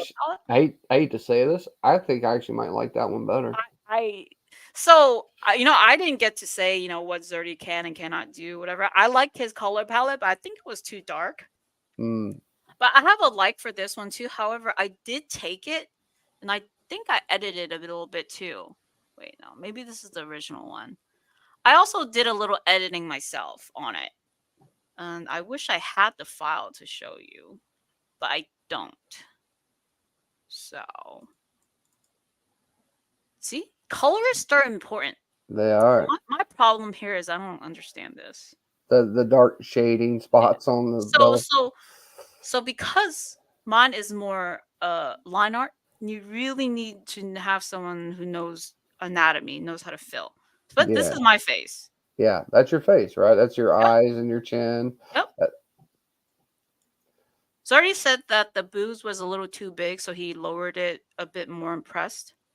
And the head's too small. So the idea was her head's leaned back, so that's why it's small. But I have a habit of drawing really small heads. I realize that. So he did edit that. But yeah, it looks all different. He did change the head size. He made it bigger here. And it looks right. Mm. Um, but see, if I colored it, it would look different too. But it would be the similar color palette. Because Red Sonja's got that, that look, right? The red Yeah, hair with the red yeah. cape with the silver and the chrome. I mean, it's kind of the generic one across the board. The only time it really gets different, right, is like you look at the cape, right, with the fur Mhm, on it. mhm. Like you don't see that one all the time, but there's actually one like in the old Red Sonja Marvel days, right? Mhm. She used to have a jacket that she would wear too, and it was like Jacket? it's like a Dress brown, Marvel. it's like a brown kind of like throw like a throw, right? It's like a throw. Oh. So, and that's kind of like what this one's similar to, right? But this is more of a cape more than a throw. But it would be like, hey, like a bear throw or something like that. Yeah. Like My something like that, I think would be kind of cool to see. Okay, I would have to like look at that. See, the the the editing team, they were very particular about it too. So I think because there was a run where she had a whole chainmail vest too. The more recent runs. But Yeah. I liked her with the whole sexy Xena Yeah. vibe. I And mean, I she's like Red capes Sonja. and it also separates her hair from the cape. So I like the fur. Small Yep. heads with big boobs, yeah. I draw I actually had, someone say that, and I'm starting to think I do draw really small heads. I like how the Red Sonja is a comic cartoon. Yeah. See, that's what I like about Zerdy too. Even our Yep. Zerdy girls, I learned quite a bit about using really bright colors from him. And man, I also learned that we had a panel at MegaCon. A mini panel with Sabine, me, David Nakayama, and Ron Leary. And we talked about ourselves. Then we talked about how color is important. They told me things about the way I color is the format is wrong, and that's why my stuff always looks muddy and stuff like that. So recently, I've just been coloring a little different. Uh, so a lot of people question. So this is a collab project, Yep. and a lot of people ask like who did what. So when collabs, you usually have someone who does the lines and someone who colors. We didn't do that. Yeah. We did like all of it. Like, so I did the sketch, he did a sketch. We edited Uh, each other's sketch, and then we ping ponged it back and forth. These days, I kind of do a sketch, I color it, and he edits it and finishes it. So that's how we've been collabing with these. And I know people get confused. yeah. Shirt and Shorts was originally from, yeah, Barry Windsor Smith. Yeah. That's a bucket list. Barry Windsor Smith. I heard that he doesn't do cons anymore. He doesn't even draw anymore or do No. commissions. No. Because I first heard of his name from Zerdy, and that's his bucket list to get a commission from, but it's like impossible. I tried. I mean, I'm talking about in the '90s and early 2000s. Tried to get one, because he done Weapon X, from Mhm, Wolverine, and I was like, "Can I get a Weapon X just remark?" That's all I wanted was just a remark on the book. mhm. He said, "I'm thankful that you bought my book, but I don't do that no more." Oh, see that now you have to like look for his originals Yeah, and if they are floating around. they're hard to find. I mean, Heritage Auctions is probably about the only one that I've seen it on, and that was one, and it went for like 4 grand, 5 grand Hmm, for a like small, not damn, not not a 11 by 17, but damn. like, I'm like, okay, maybe someday when I win the lottery. I started looking at Heritage. I'm like, I really need to stop looking at Heritage. I that's what I say to myself with sideshows because I bought my first sideshow and now I want more and I'm like, nope, Oh, I don't have it up yet because I'm redoing my whole office because hmm, I have a electric like standing table that's been uh, sitting in my hallway for a year now. I bought it, I've never built it. It's you been in gotta there for build a it. year. So I've been cleaning my room and like, just preparing my room because I don't want to mess with my art spot while I have commissions to do, covers to do, Yeah, and 2 shows. So I'm finding a good spot, but no time is ever a good spot. And honestly, it only takes like a few days in a week. I could do that, but I'm like procrastinating. So when that's up, Uh my cam it would be against this wall, and my camera would be facing um here, let me see. So my camera would be facing, you know, That way. that Yeah. way. And over here, that's where I'm gonna have my statue. Mm, And that's and I'm gonna change that. That's my oh, my cat's not there. Yeah. So and my dog's there. But it would be against this wall. So and then it'll be behind me. It's a giant poison ivy. ooh. It was but now they have this new deluxe, this Prime One Studio one. It's too Oh, I expensive. love those ones. It, But it's so it's her it's the new one where she's sitting. It's very detailed. Oh my god. And sure, payment plans, whatever. But fuck. I it, just can't because the one I have is really tall. This yeah. one is like shorter because she's sitting, and I'm like, man, and it's like $1,200. Yeah, but you pay $100 a month, you're good to go. Because they take, Uh, because you know how their plans work, right? They'll say it's a pre-order as of this date, and maybe a year and a half later, it finally comes out with I sideshow. know. So you See, got plenty of time. I do. I just need to draw more. It's this one. Ah, yeah, I saw It is that a one. prime one.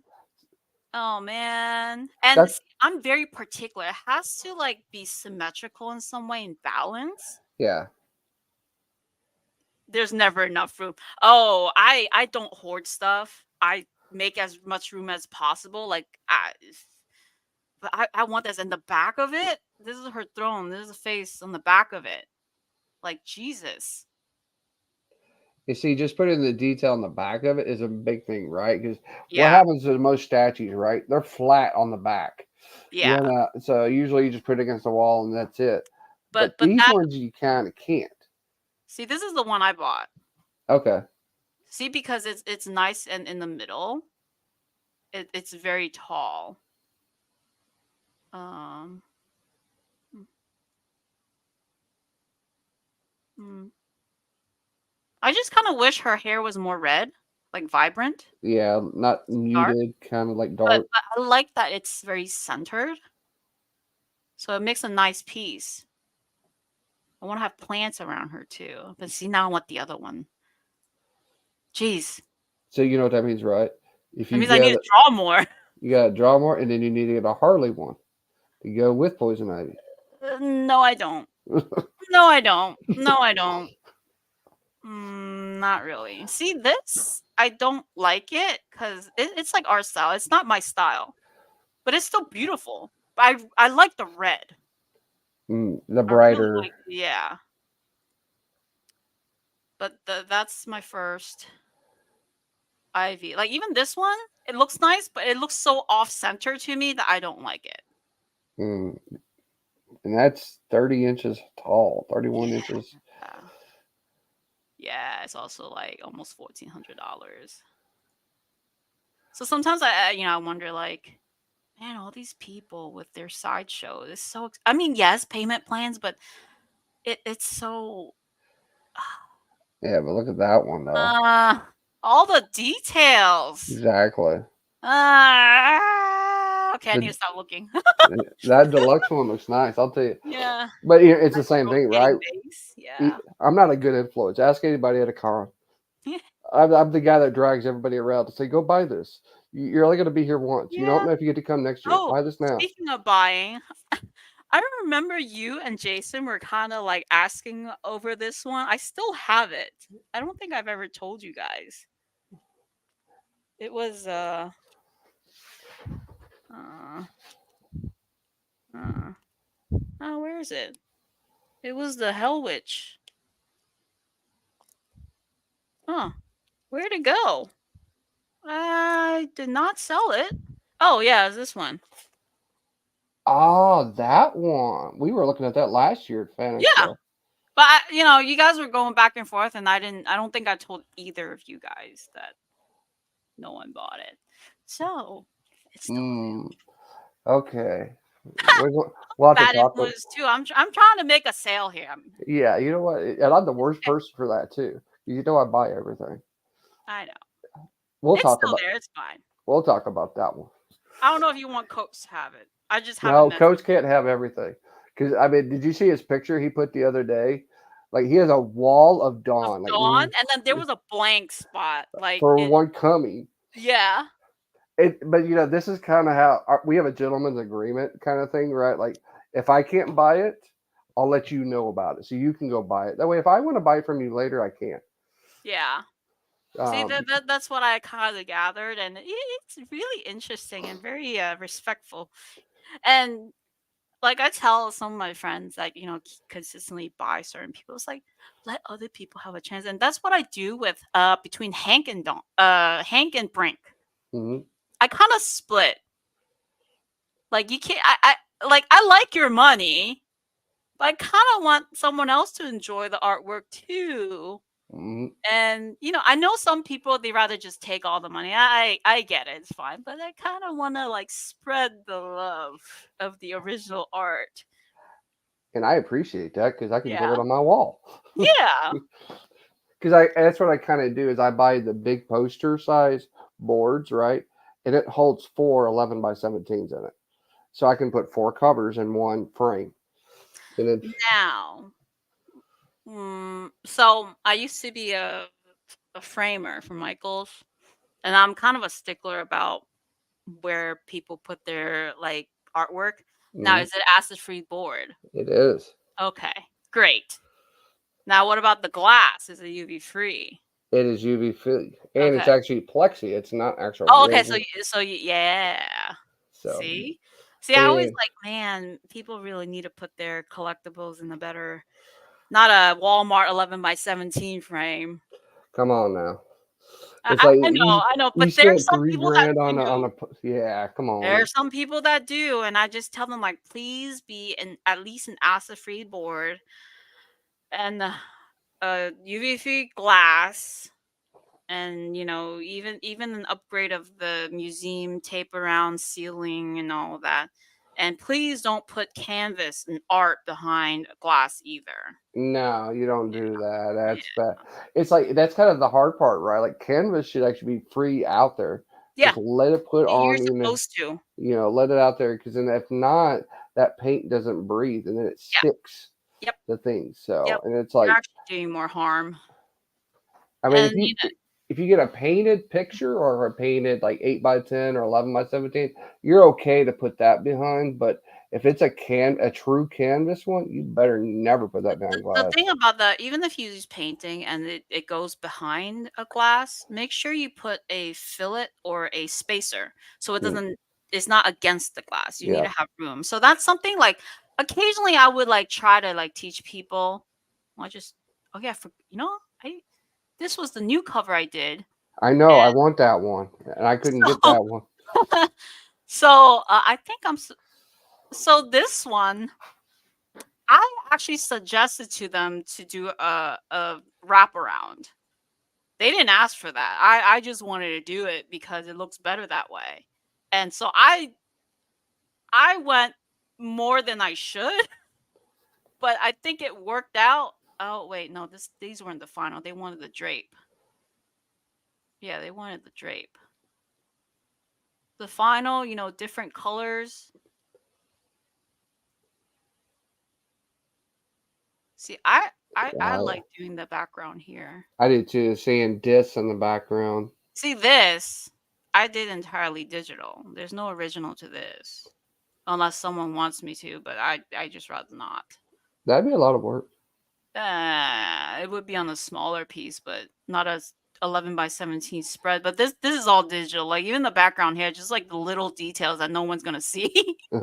I noticed that about backgrounds. No one really pays attention as long as you do like a little silhouette. Because I used to do like every little details on the backgrounds, and no one looks at it anyway. I appreciate when people do backgrounds like that because Yeah, I look at the whole image, to see what can I see in it, right? And yeah. because the old days we used to put Easter eggs and things like that for Oh, books. I do that Uh from huh. time to time, but not the coffin ones because I think it makes it too obvious and Brian might not like it. Because I hide bananas in my covers. I know. That's actually a good segue. I have a question, right? Yes. So, banana time, right? We, Oh, we did say shenanigans and bananas, right? For the yeah. live stream. So, what started the banana craze? Uh, well, so one, my name's Anna. So Anna Banana is what I grew up with. But what really started it was where is it? It was 2020. It wasn't in my group. This was funny. Was this cover? I think it was, yeah. Is it this? Did I change the color? Yeah, it's this. I started hiding a banana. This was my first one that I hid a banana. Mhm. I mean, it's more Yep. so this when I draw a banana, I do draw the stem and the middle line. So that's how you know it's a banana. But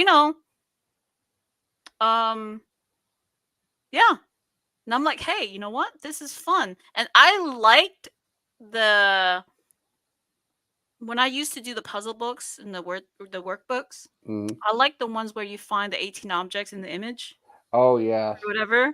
So I'm the like, hidden hey, objects. yeah. So I'm like, hey, why don't I do banana? Hey, my name's Anna, so banana. Why not? And I at the time, I also noticed a lot of the other artists have like fan groups, right? Hmm. And I'm very controlling and I like to micromanagement. So it's like I don't want someone else to make a fan group for me. I'm gonna make my own fan group. Yep. So I did it, and originally it was called Anna's Banana Cave, and that sounded so wrong. That sounds like a bad thing about to happen. So it so it just became this thing, Anna's Banana Cave, and it's just fun or whatever. Of course, I changed it to Anna's Sketchbook later on because it just yeah. And after this, people were having fun with it. I'm like, hey, I'll do it on the next cover, and I think I did. Hey, Tony. I think it was Mercy. Some are more obvious than others. Maybe it was Mercy. Brink also owns this one. Yeah, I Mm. remember that one. Sometimes I can't even find it. I, In the hair, maybe. no, I didn't hide it in this one. I hid it in the other one.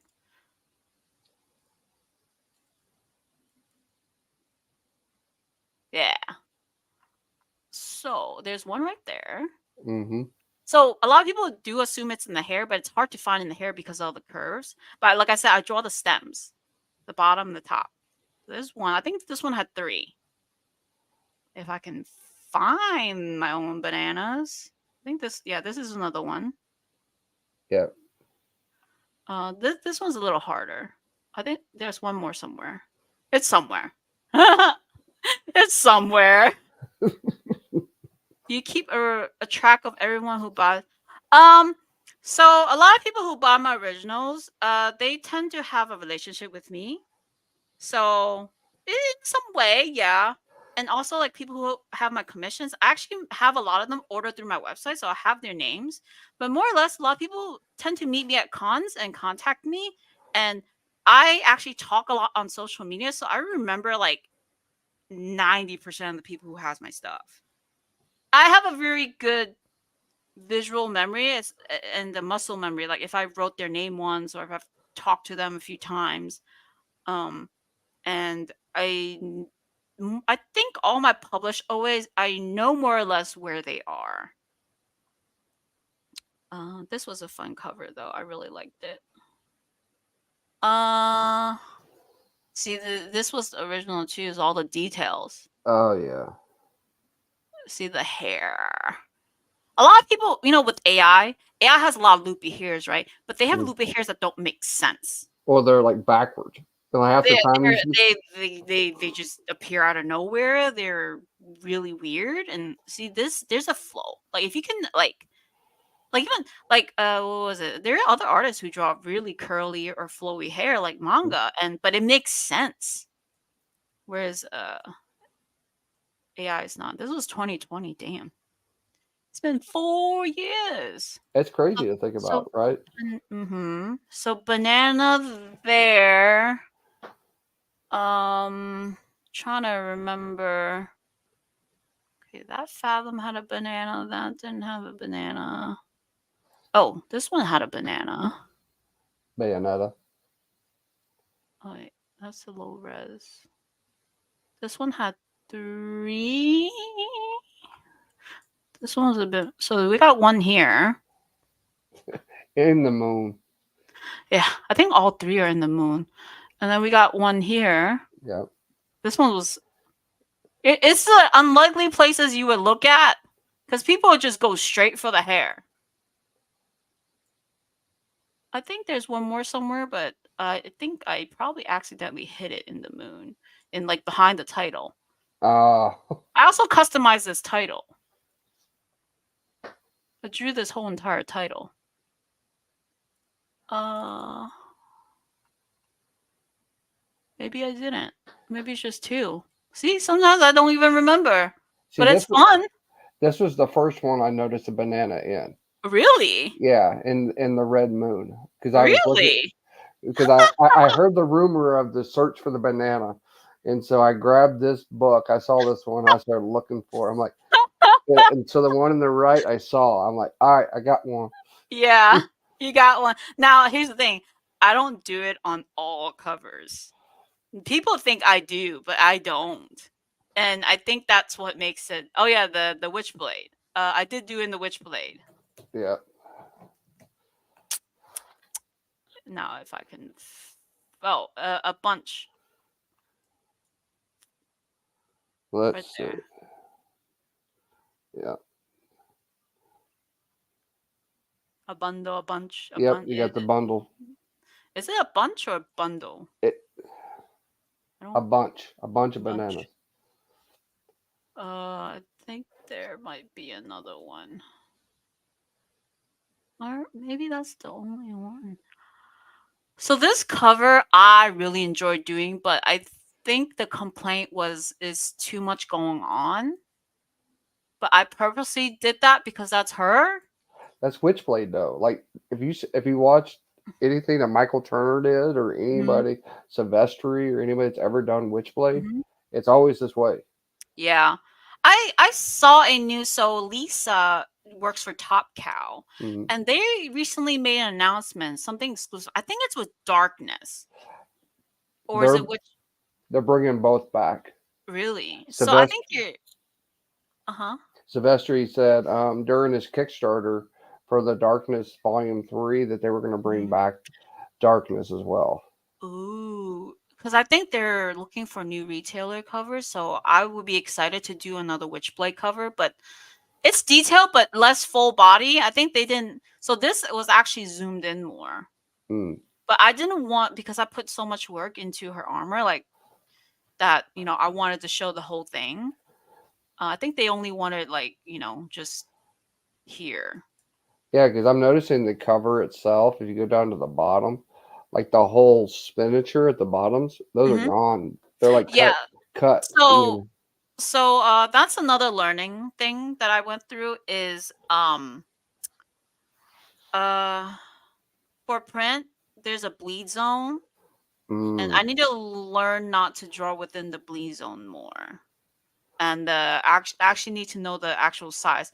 Oh, and wait, this is the full image. They did have me zoom the into the print one was different. What was the final print one? The final print one was more zoomed. Yeah, Yeah, so yeah. like here you can see at the edges Hmm. Hmm. that they cut off from just the print area. And that's why the original is great. I like the original better. They should do it again. See, this was the wait. That's not the high res.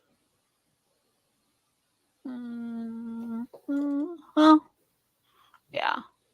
This was a lot of inking, but I see. I like that. I like the sharp. Mm.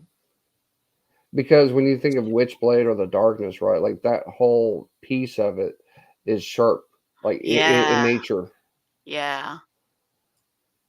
But some also, they also said I did too much. Like, you know, sometimes you think that they want you to do a background, but they kind of don't, which was weird to me. See, this was my reference folder. Mm, See, I took this as a yep. reference, the Michael Turner, Turner. and he was more manga inspired too. Yep. See, I did a kind of a play on this kind of background in the arc, the darkness. See, sharp, Yep. sharp. Sharp edges. Yeah. So these were a lot of photos, and then they did change her style a bit. Like this one, they went a more semi-realistic, so I Yeah. didn't really understand. See, this is what I liked. The is this That. Turner Silvestri? Yeah. Turner. Yeah, I mean, that was the Witchblade I grew up with. Was yeah, that kind, the darkness with yeah. Turner and This Silvestri doing. one, Yeah. yeah. Though sometimes I wonder about the design. How did they come up with the design of her armor? That's why I'm always interested in, because it's very interesting. Hmm. And she has really like two versions, right? Like she's got a clothed version versus Yeah, just the Witchblade covered version. yeah. See, this is like the newer one or the later one, which I didn't really care for. I'm not a big fan of those ones. The old style Turner, Yeah, like Tur- this. Turner and Silvestri. This was okay too. This one's nice. Yeah. So every now and then I would have like is this Sia? No, this one's nice. See, I like the little details, but that's me. I'm more detail. Mm. Well, and that's why the first Jesse Witchman I got was like Hmm. that, right? Like Hmm. I got the La Muerta he had done, and I'm like, oh my god, there's so much going on. But then your eyes just look around on the cover. I'm Hmm. seeing like, what am I missing detail wise? And then I got my first remark from him. I'm like, oh my god, this is amazing. I ended up, yeah, I create my own cover templates now too, and I just size it to whatever, and I just stopped drawing a lot of important stuff near the bleed zone. Thank you. Thanks, Tony. See over here the hair? It's Yep, everywhere, but it makes sense. You can connect the strands. correct. And it doesn't fade out in like nowhere land too. I mean, this looks messy, but that's how it is. And it doesn't have five fingers, on one Yeah. side. These days it's not even fingers anymore. They're so good. Yeah, This is I mean, was really within the yeah, last year they cut away from a lot of that. yeah. I mean, it just gets smarter. See, I like Jay Scott's. Like he does really sharp stuff too, and I like it. The way he draws his hands. Yeah. So that had bananas. Man, I don't even remember. I don't even remember what the last one I put bananas on was. Oh, maybe I should do it on my new. Hmm. I need to make a list. You do. I need to make a list. Oh well. Oh, I don't think I did it with his covers. With Justin's. Yeah. I think we had a talk during live stream that he wishes that I did. I just try to be really careful with that because sometimes there's no good placement for it. And it stands out too much. And when it Mm. stands out too much, it just doesn't work, you know? You want it kind of like in an area where you would normally not see it, because Uh, then it makes it kind of the fun part, right? It's A- like you got to go find it. Anna needs a folder for all her bananas. Yes, he does. Oh wait, this one had it. This one had it. If I can find it. Okay. So, see, this is hair, right? There. But like I see, I draw the ends. There's three of them here.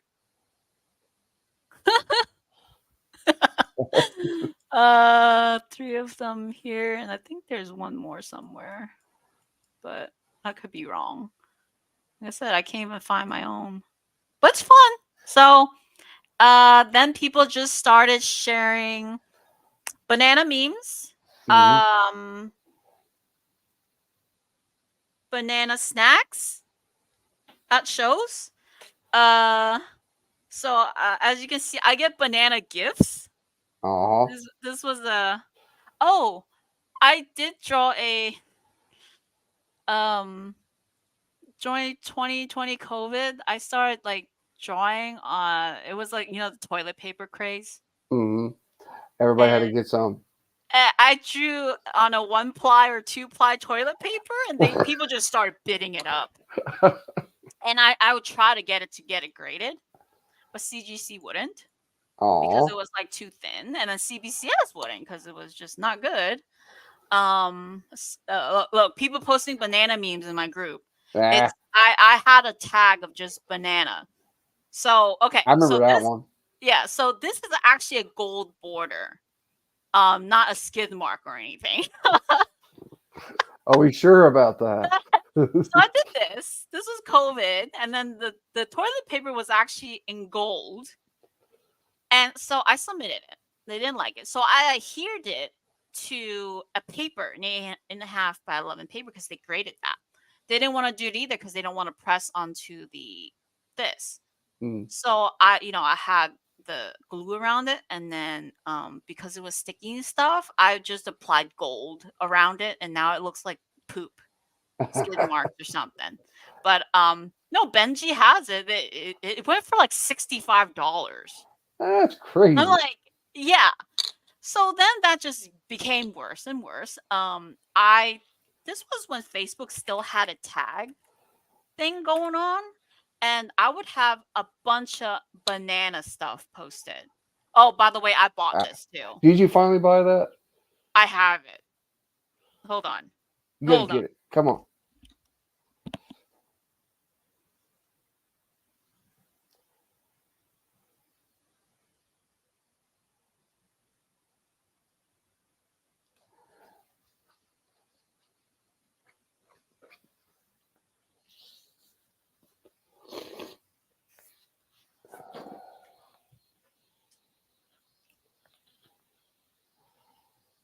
Look at that.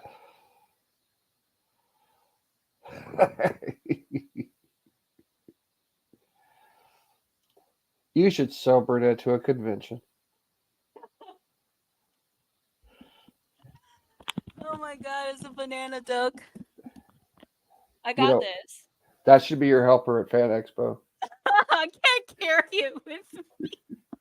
It is cute. Yeah, and then so people started sharing memes and stuff like that in my group. Um and Ariel got me this. Oh. Yeah, Ariel got me a gift. I didn't know who it was, and then I saw this. I'm like, "Oh, it's Ariel." And then people got me like bananas. At C2 one time, Jovan got me a bunch of organic bananas. And at cons you need a snack and stuff. So You banana do. was great. James got me this banana bag. I have a lot of little banana gifts, and it's funny. He also got me a banana USB. And now I'm gonna say this: I like bananas. I eat bananas, but I really am not obsessed with bananas. People think I'm obsessed with bananas because in the peanut butter jelly time. People did that. People think I'm obsessed with bananas, but I'm really not.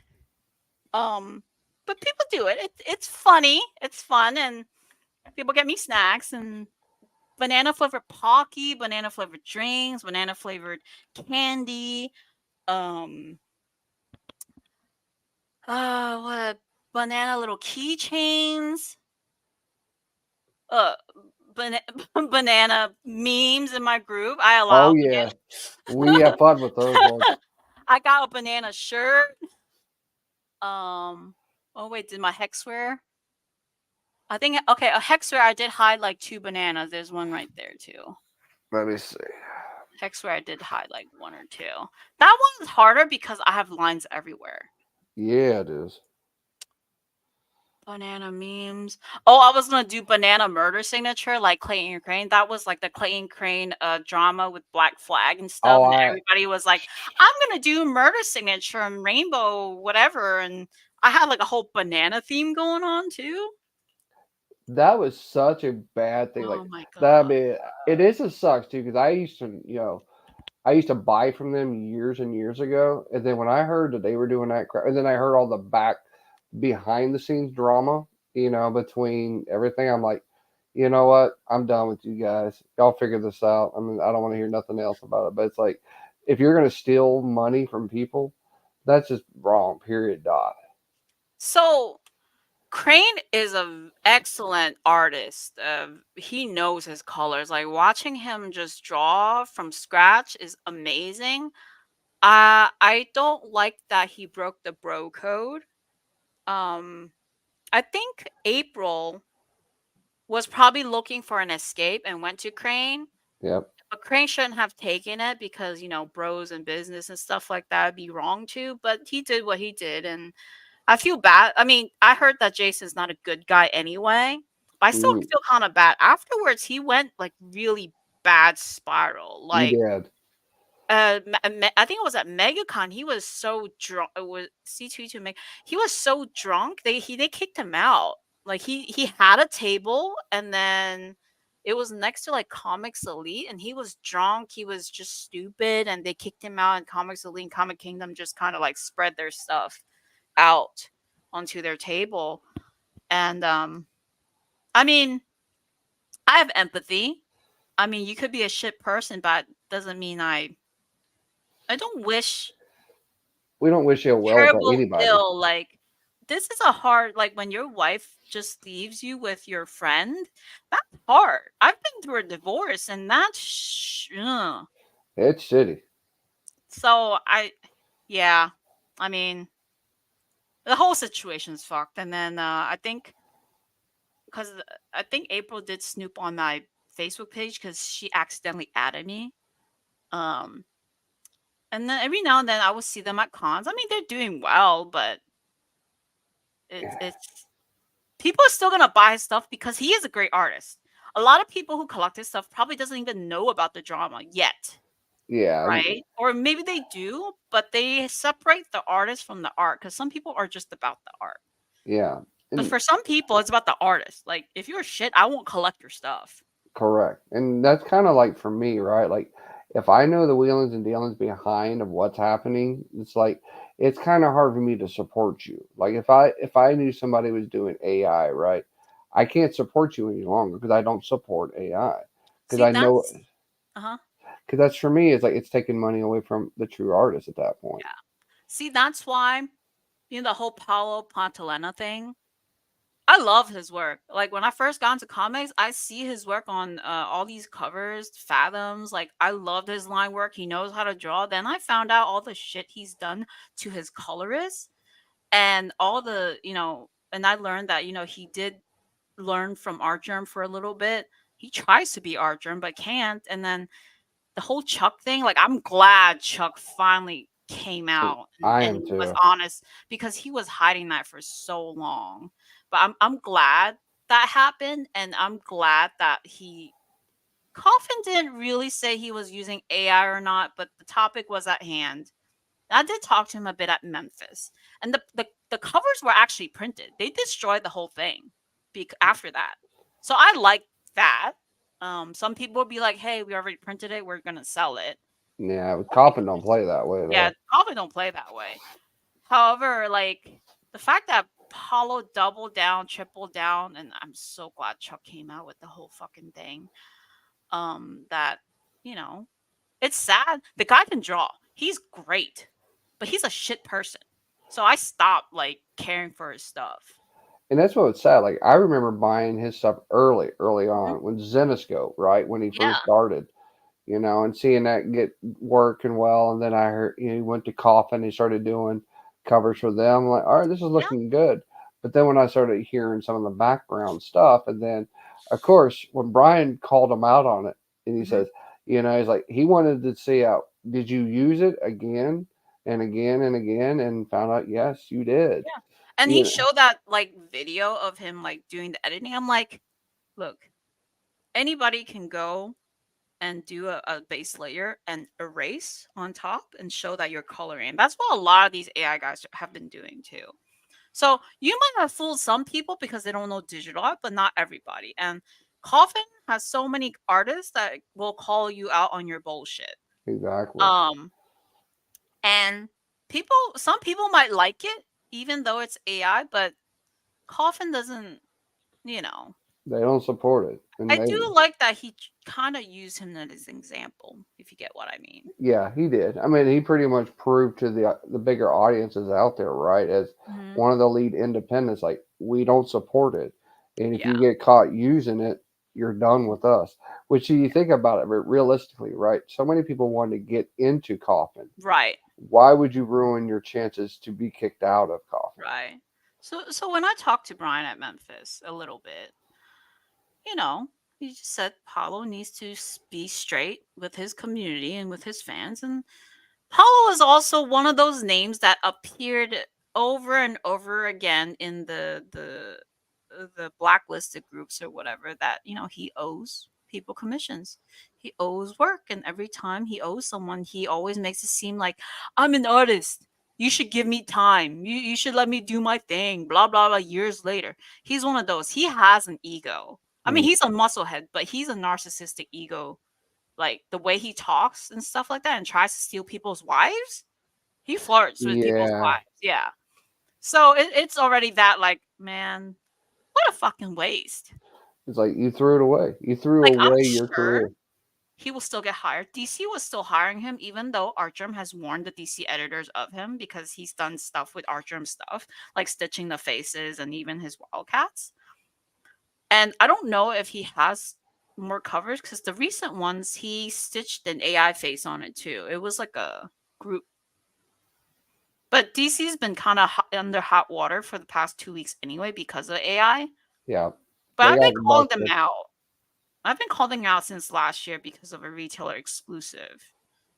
And they've been lax. They've been very lax with covers since they changed to Lunar as well, which is good and bad. But, a lot of things that are seeping in, it's like, it's just another pinup Harley. Then like, and that's the catch, right? Even Marvel's the same way, right? Like, how many copies of a variant do I need to X-Men one, right? Like, there's 80,000 copies, and that's one reason why I don't support Marvel and DC half the time, right? Is because I don't need 8,000 books to read one story. I want to read one story, and then and get a couple of variants of the artists I actually support. See, that's the thing. It's recent times, it's more of collecting the cover for the art. And that's what I do. Like some of them I would read, but I read more indie. Mm, When it comes to Marvel, like the thing is the Marvel exclusives, the exclusive retail stuff, they've been more lax about allowing who on the list, especially with DC. Because DC used to be very, very strict. You have to have mm. interior experience too. They won't just let anybody on the artist list. But now they're like letting a huge wave of pinup artists. Marvel is not that. No. If it is, it's because of really good group of friends like the whole Artgerm collectibles. But even Zerdy, it took a long, long, Hmm. long time, a long push, and a contract and a deal to even allow Zerdy to do a Marvel cover. And now I think they really like him because he makes the money. He does. Well, it's like when Dawn did her first Marvel last year, Hmm. right? Hmm. It's like, dude, I'm so excited. That's Yeah. only, and literally, it's probably the only three Marvel. No, and I bought Ariel's first Hmm. Marvel book, and that's because I'm supporting my friends, Hmm. and it's like, I'm so happy to see Yeah. y'all make it in, Yeah. and get it, just like you Thank getting the Disneys and stuff. I'm like, I'm excited for you guys to get that, you. but the thing is like you don't give up what you do on a day to day to get Hmm. to that point, right? And it's like you still enjoy what you want to enjoy and draw and do things. Um, you don't forget where you come from. Marvel, Marvel. So before, you can't just buy your way in. A lot of people think they can buy their way in. You can't. Mm-mm. Marvel and DC, you do have to get pre-approved to get into artist lists for retailers to hire. DC has been more lax. Marvel is still pretty strict, but they're more open to what sells these days. And if you have a retailer that would pay for it too, because like I said, Zerdy, I think, know how to do a deal where they had to do several covers. One Marvel exclusive is about more than $15,000. That's a money commitment. So if a Hmm. retailer wants to commit that, there has to be something good there, right? Yeah, And they've proven to them. So a lot of people get surprised as Zuri got approved. Well, I mean, maybe times are changing and it needs something different. So I'm very happy for him. I'm very happy for Dawn. yeah. Um and and that's the thing. Those guys, they don't like a lot of the pinup artists. They don't want to. They actually Google your name. To be fair, they do Google your name, and they do look up what pops up on Google. This is not a myth. Like, this is a true story. Um, and if they see just all tits, they're not interested. Mm-mm. That's why a lot of these guys are good, but they don't get hired by Marvel. So When unless you, you just have your way in, like Ariel got her way in pretty good. yeah, But she was very smart about it too. And she got her way into DC first and with Jim Lee. So, and she met them in person and she was with a group of DC artists, Mark Brooks, Frank Cho, Donnie Cates. She was in yeah. a good group of crowd. So it did her good. Not happy that, she got there. Me too. So, Because I mean, that's the thing, right? It's about all who you know in this yes, business. It really is. I mean, if you it know the really right people, is. then you can go It makes it far in here. quicker. And that brings to the other subject of like, there are artists out there. Sure, you have the skills. But if you don't know the right people, your skills aren't going anywhere. Um, and this is a constant argument with some people too. That art should be this, art should be that. Like, I mean, art should be whatever you want it to be, but you got to do things that's up to the times too. Maybe your social, your networking. Just because you're not good at social media doesn't mean you shouldn't do it. Correct. Improve on it. You never know. I used to not talk too much.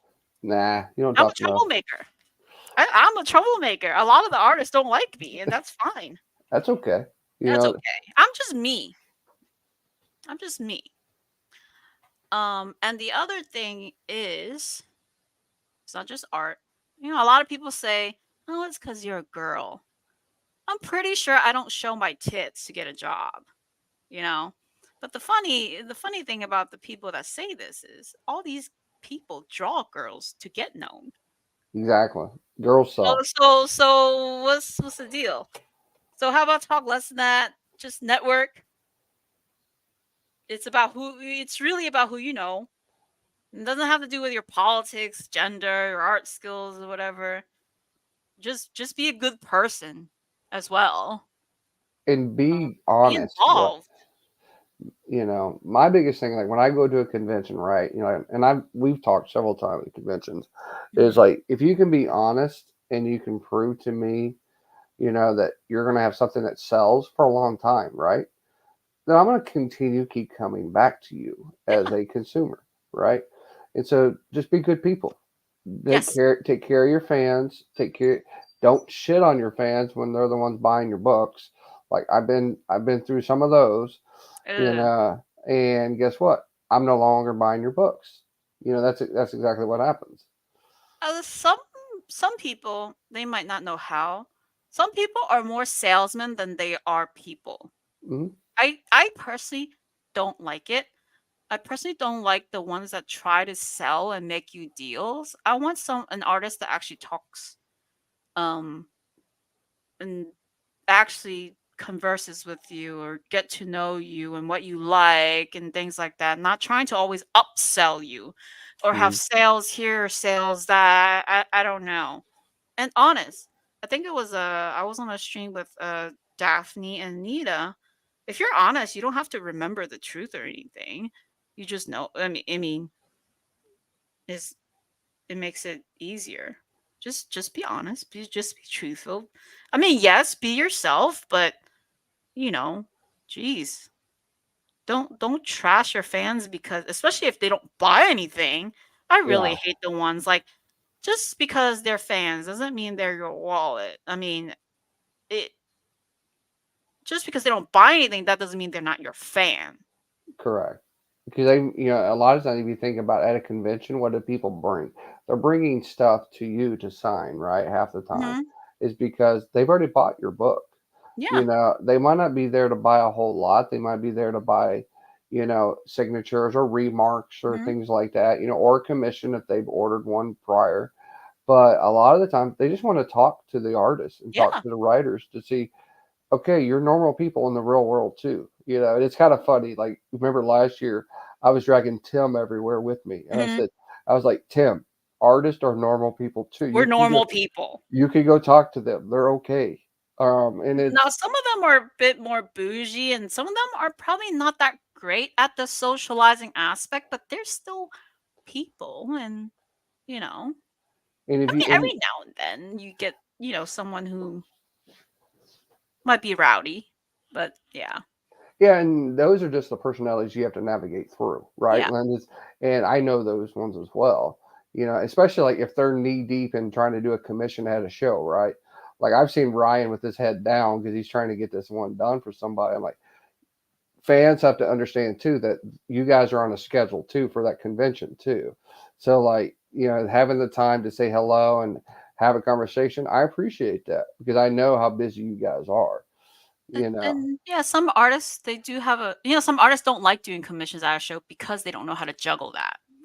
Um I kind of am used to it, but there are so many other people that because they don't know how to juggle it, sometimes they prefer not to do commissions at shows so they can talk to people more or vice versa. Hmm. It's not that they're mean or anything, and it's No. just sometimes they just don't know how to juggle it. And it's okay to say hi. We're there. Well, we paid ourselves to be there. We're gonna want to talk to you. It's not well, at least for me. I want to talk to the people. That's the place where I get to meet the people that I don't see often or meet the people for the first time from, Facebook. And I personally find that the coolest thing ever as an artist.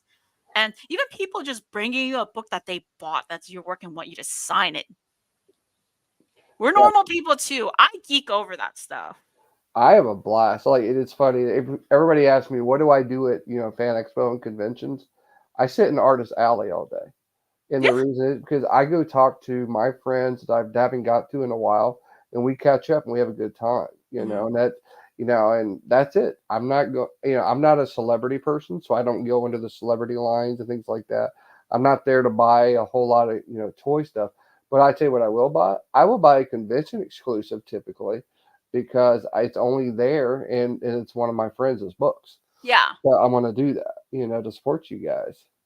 But And we appreciate like we like people like that. Or at least I do. I really appreciate people who just want to support the artists. I mean, sure, the celebrities are there, but most of them will be there anyway. And but really, it's the artists that brings a lot of the fandom alive too. It's I don't know. I find it fun, and it's okay to don't feel bad if you interrupt us or whatever. We're there. We're here to say hi. We do. Some of us do want to talk and see what we can offer you as well. Um, of course, some are more business salesmen than the others, but yeah, I think if you're likable, you're honest, it'll attract the right people to buy your stuff too. It just comes with it. I don't every time a person comes to my table, I don't expect them to buy anything. I just want them to look at my work at least. And that's it. I mean, that's half the battle, right? It's just Yeah. if they see it, oh, they're going to remember that one person had this thing at a convention, and maybe they'll buy it in the future, and then they buy it, and then they bring it back, and it's not just the buying perspective, but now you've just got a new customer for life, hopefully, you Yeah. know. I call them fans. I don't to me they're fans no matter what. Even people who just look at my work and start following me and never buy anything. Mhm. Um it's funny, sometimes at shows I've had people say that they were too afraid to meet me in person and say hi. and they just like peek, and then I'm like, next time, come say hi. It's okay. It's okay. I don't bite. And I know some people may look grumpy, and some people are very uninviting. Right. Those people need to kind of change their demeanor a little bit if they want to be successful. But some people can't help it, you know. I don't know. But we don't bite. Well, it's And funny. Last time I went and talked to Miko Swan, you know, yeah, so Miko, yeah. yeah, he is such a trip too, Yeah. because it's a fun time. Like my wife's Filipino and he's Filipino, and then we Uh-huh. started talking about like where he lived at, where he's from, and we just sat there and had a conversation for like half an hour, and while he's doing a commission, Yep. draw, and then, that's the thing, right? A lot of people will take the time to talk to you, but you just gotta, I'm not gonna say have the courage, but hey, just go talk to them. They're okay. They don't bite. And as an artist, it's me working and talking. That's my problem to manage. That's part of our job. We will learn to manage it. Like if you may be talking a lot and staying too long, I will actually tell you, I kindly in a way, not tell you to like, hey, please fuck off or whatever. Yeah. But like they're accused. But that's to me. I think that's more of like my job, not your job as the person that's enjoying the con coming to say hi, Mhm. to manage. Well, So like for me, I know the cues too, right? Like when you start seeing the pile of people, they're starting to come through. yeah, Take your time. yeah. Just they'll be there. You can come back, say hi or something later, but you gotta let everybody have their opportunity as well. Anna, do you ever feel typecast as an artist or artistically stifled if stifled as far as drawing predominantly women characters? What do you mean by typecast? I guess I'm not understanding the question. Do you feel I don't mind drawing predominantly women, actually. I like drawing women. I have less confidence drawing men. I tend to put that a warning label to people. I do accept it, but I'm just better drawing women or cute stuff or um men that are more feminine looking or things like that. I mean, I don't mind. Doesn't matter. I always suggest to people like I am better at drawing females if you want a bang for your buck. That's how I kind of like pitch my sales sometimes. And I'm glad you do, because I've got a lot of good books from you that are girls. But you know No, what? thank you. I tell you what you should do is, so do a darkness version to go with this one Oh, as a challenge. As a challenge, that's my challenge to you. I'm gonna have to see if if they have the confidence in me to do a darkness cover. See, like I said, that cover, unknown, daring them, he would prefer if it was zoomed in more. So maybe the same pose and reversing or whatever, but Mhm. darkness. See, I think I can do darkness because it's mainly covered in like. Correct. So maybe I don't know.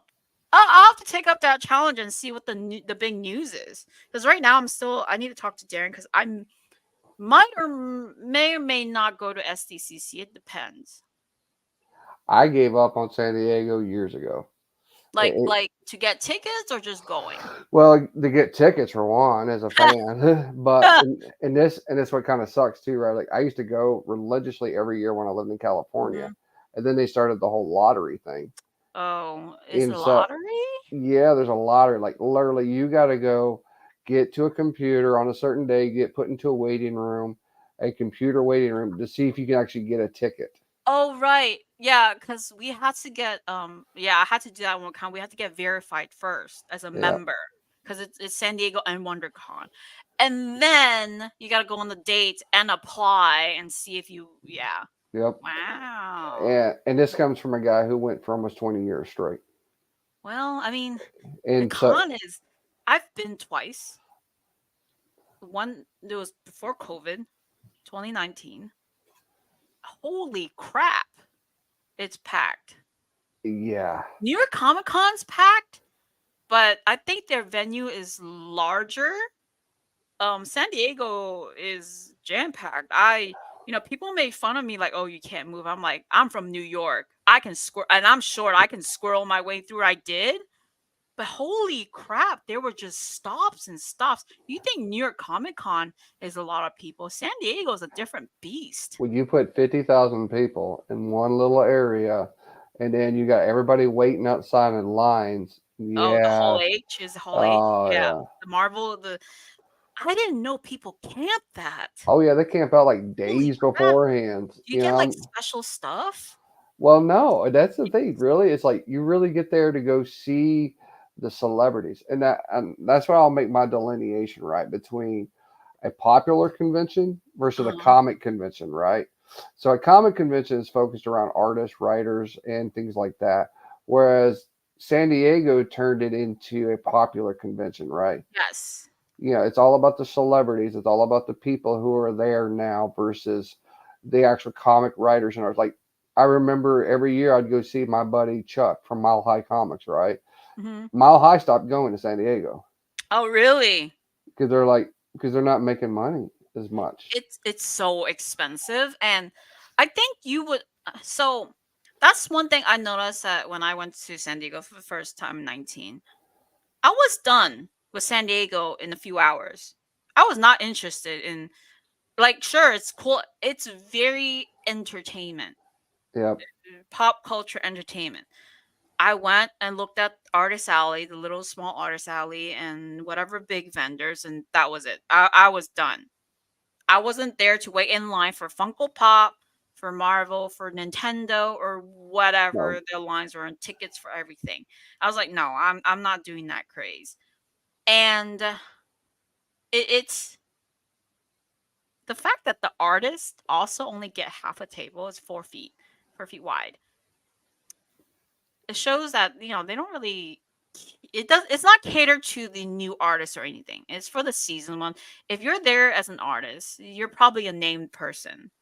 They'll make their money, but as a retailer, if you don't have exclusive that are connected to these artists or whatever brand cool thing, you don't make that much money. The travel's expensive, the booth is expensive, the So hotels there are expensive. they're astronomical. You're talking 300, 200, 300, 400 a night just to Oh, the be. ones nearby are 500 Oh now. yeah. Yeah, I'm not surprised. See, I used to stay at Coronado Island, Mm-mm. and I would just take the train in right Mm. to the harbor and get See, off. I can't do even this time SDCC. What was offered to me? It would be about 3 miles out, but the hotel was still almost like 300 a night, and I would have someone drive me to the con. But even that's like C2E2. C2E2, the local hotel was about 300 ish a night. Yeah. But C2E2, you kind of have to because There's no. it's expensive to do Uber as well. It's Yeah. very expensive. Yeah. I mean, if you go, well, like the ones I used to love to go to was Emerald City, right? Emerald City Huh. was one of my favorite ones. But the last couple of times I went there, had such a bad experience of where it was all about making money, you know, and it's like I'm not interested in that, right? People ask me when I'm gonna go back to Emerald. I actually my experiences with Emerald was 2019, and then whatever they had after COVID. I've never had a good experiences in Seattle. Um, the con itself, to me, is not good for comic artists. Only if you're known. It's only good if you're known, placed in the right spot, and if you're involved in the book. Otherwise, it's very pop culture-ish. Mm, And the area, Seattle has gone downhill. yeah, No one wants to stay there. No one wants to fly in there. And the homelessness is really bad there too. So it's just not a con that a lot of people enjoy going to anymore. At least no, not the comic people that I know. They would go to Chicago instead for C2E2 and save money for that one I'd because rather, most artists who do Emerald will be in Chicago. and it's like I saw I think it was Don, JP, and Mike went out to Emerald City, Mhm. and Chris Enoch was telling me too, like He did well this year at Emerald City, and it was because of where he was placed, right? And so it's all about placement there. I heard the opposite, that he did not do very well. See, this is where me as an artist, when people tell me they did well and not well, I have to make a judgment. Like, are they lying? Are they faking it till they make it, or are they honest? Because there are some people who will say that every show is great. Mm. I know he did bad. What was it? I think it was 2 years ago at Fan Expo. Oh, okay. He was saying that he wasn't doing well, and it's like I can understand because there was so much going on with celebrities that year. That's kind of the problem too, right? That celebrities will take away from the artist's time, getting commissions or getting some sales, and because you got to make money too, right? Like you're at the convention, you're trying to make at least something, for the time and the effort you did to come there. See, that's the problem I kind of felt like I had at MegaCon this year. They were very celebrity heavy this year, and the schedule was so whack that a lot of people were actually held up there. So when you have a lot of people held up there, they're not walking the floor to shop. Nope. My Me and several other people I know, our print sales were really down this year compared to the other years. Commissions, a lot of people are getting smaller ones, but I think it's because a lot of the big names are around, so Mm, they're budgeting more. And with the whole whatnot thing, a lot of people are going for the exclusives more and more. So at shows, if you want to be standing out or get ahead, you kind of do an exclusive with a store and do signing or whatever just to get ahead. Or else, these shows are so big that it doesn't cater to the smaller new artists anymore. mm, Like MegaCon used to be, before I did comics, it was all of the fan expos were cons that I used to avoid. Why? Because their shows are not juried. You pay to get in. mm. They're not. I'm used to juried shows where they actually quality check all the vendors and all the artists. Now the pro wall fan expo stuff they do jury, but everything else is really pay to get in, and I don't want to compete with bootleg prints Yeah, or no. $10 prints or DVDs or bootleg toys, right? That's why some of us make more money at smaller local like artist centric shows than anything. But this is before comics. This is before like variant covers big. We sell prints, we sell like stickers and all this other stuff. And it's always lucrative. Should just have an artist con somewhere. I mean, every con's an artist con, but every con they gotta bring ticket sales. You might think artists bring ticket sales only if you're a big name. Otherwise, we don't really bring that much. So you gotta have at least some sort of celebrity, like a voice cast. That's what some people do. And we have a Celebrity local side. one here that we do. It's called Cowtown Comic Con for that Oh, reason. I know Chris Hayes and them. Yep. And because we try to make it comic related, only comic related or something like that, trying to keep bigger celebrities out of it, just to keep it more of the old style comic convention. But you still got to bring somebody because Yeah, if you got to make money out of it. it's hard because convention center you got to pay the bills. Yep. You got to rent this, rent that. You got to Artists themselves as guests don't bring in ticket sales enough to cover all that cost. Correct. I mean, I it's true unless you are Kevin Eastman, Jim Yeah. Lee. I mean, even the Torpedo Con, that's what they're about. Torpedo Con is big name artists, but that's still expensive.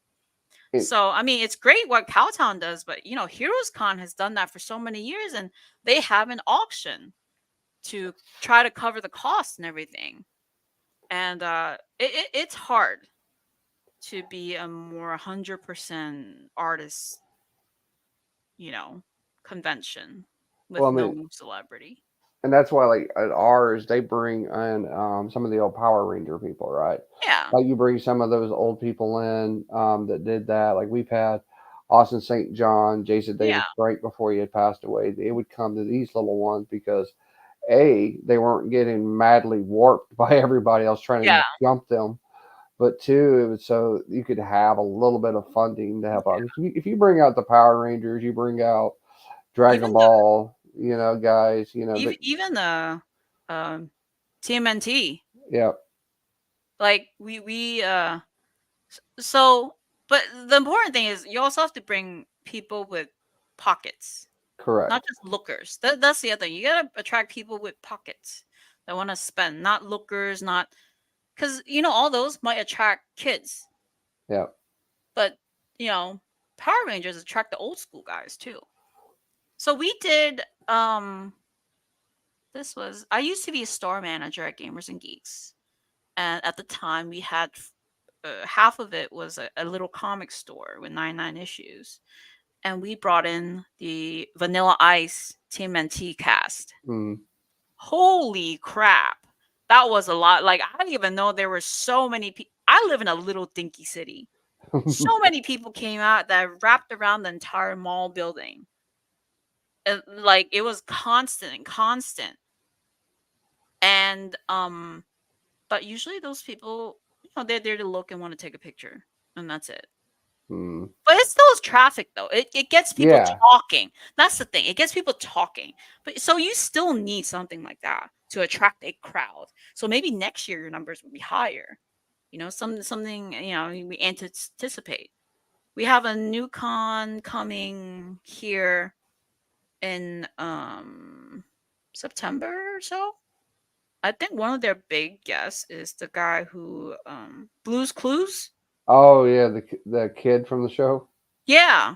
I didn't know he was that popular. I know a lot of people grew up with Blues Clues, but I mean I didn't, but geez. Steve. Yeah. Yeah, his name is Steve. Which version of Steve? There's been like 30 set. Uh I think the one from the kid. uh, I mean, I've seen him around a lot of cons. Oh, Steve Burns. Okay. I think he's is the Blues Clues, the kid. Yeah. See, I mean, you bring me. Original host of the children's television. Yeah, Okay. 1996 to 2020. I know who that one is. I don't Yeah, know who yeah, either of the other ones because my kids were trying to watch it one day. I'm like, who's that? That's not the original guy. yeah, And they're like, oh, that's Steve. I'm like, that's not Steve. yeah. That's not the Steve. You know. So, he, oh, Steve Bloom, Steve Bloom, Blues Clues.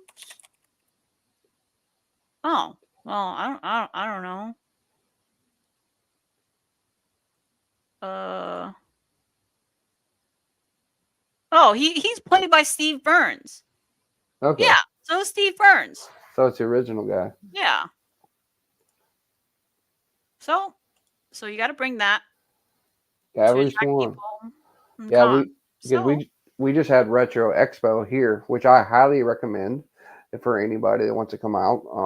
And I'm not selflessly promoting it. I'm just saying it because like last year we had the TMNT cast, the whole cast here, including Shredder, and we had Judith Haig. She was here too, and reasonable prices. I mean, that's the one thing for conventions, right? You got to have reasonable prices. I mean, even Fan Expo went up again this year. um, cons like that, see for me, like even Cowtown.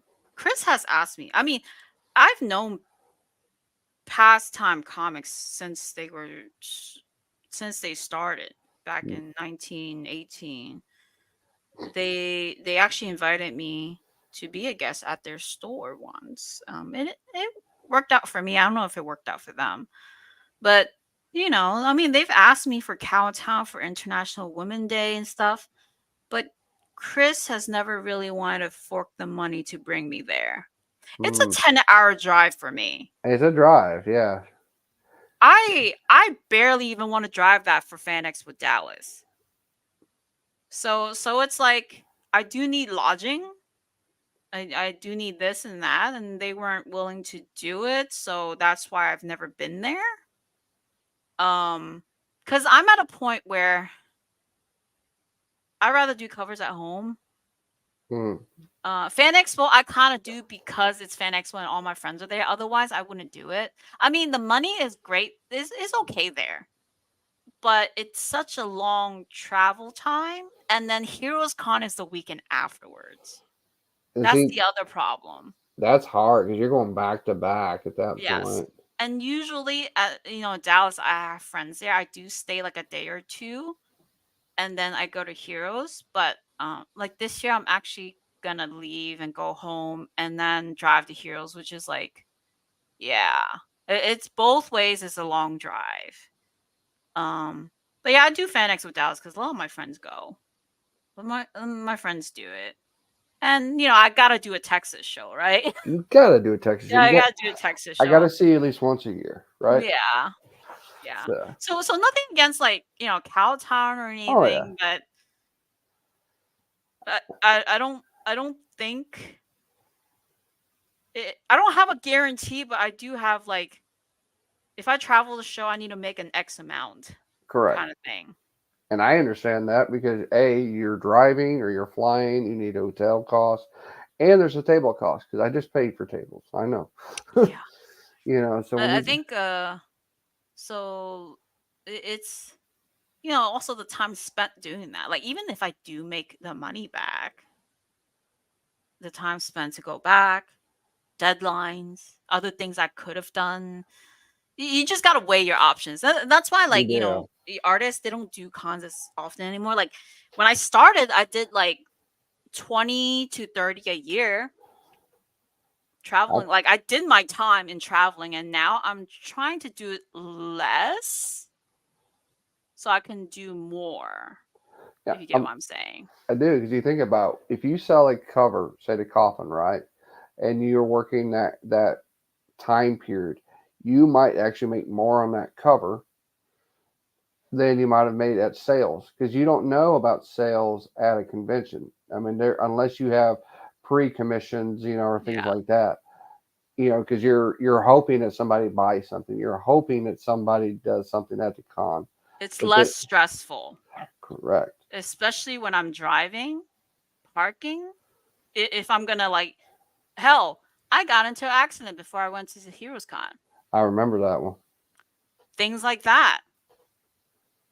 Like you never know what happens. I mean, luckily, that's the only thing that ever really bad happened to me. I mean, there were some times where I thought I almost died driving or whatever because I usually drive by myself too, and it's a lot of risk factors. So you gotta kind of juggle and play what's good and not good for your career, and don't let the thing about artists is a lot of people tell us what we should and shouldn't do, and some should listen, but I'm pretty confident in what I'm doing. Where I go, what I say no to, because I say no a lot.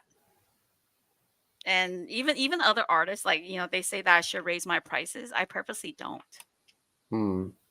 Um, I don't want to be that artist that what I get paid for my art right now, I'm pretty comfortable with. Um, I don't like to outprice people. There's some artists that only caters to the very high tiered, big wallet people, and great, that's great, but I kind of want the newer guys to, have some of my work. I mean, they can collect my covers, but it's not original. So I have a different philosophy and, the way I think. And some people find me weird. Like I don't like money enough. I probably No, don't. you probably don't, but you know what? I appreciate that because it keeps it reasonable for me to buy things from you. Yeah. and And the it's fine. I mean, I think it's also because I'm lucky that I don't have a family. That makes it easier for me. I don't have a family. I have low cost of living.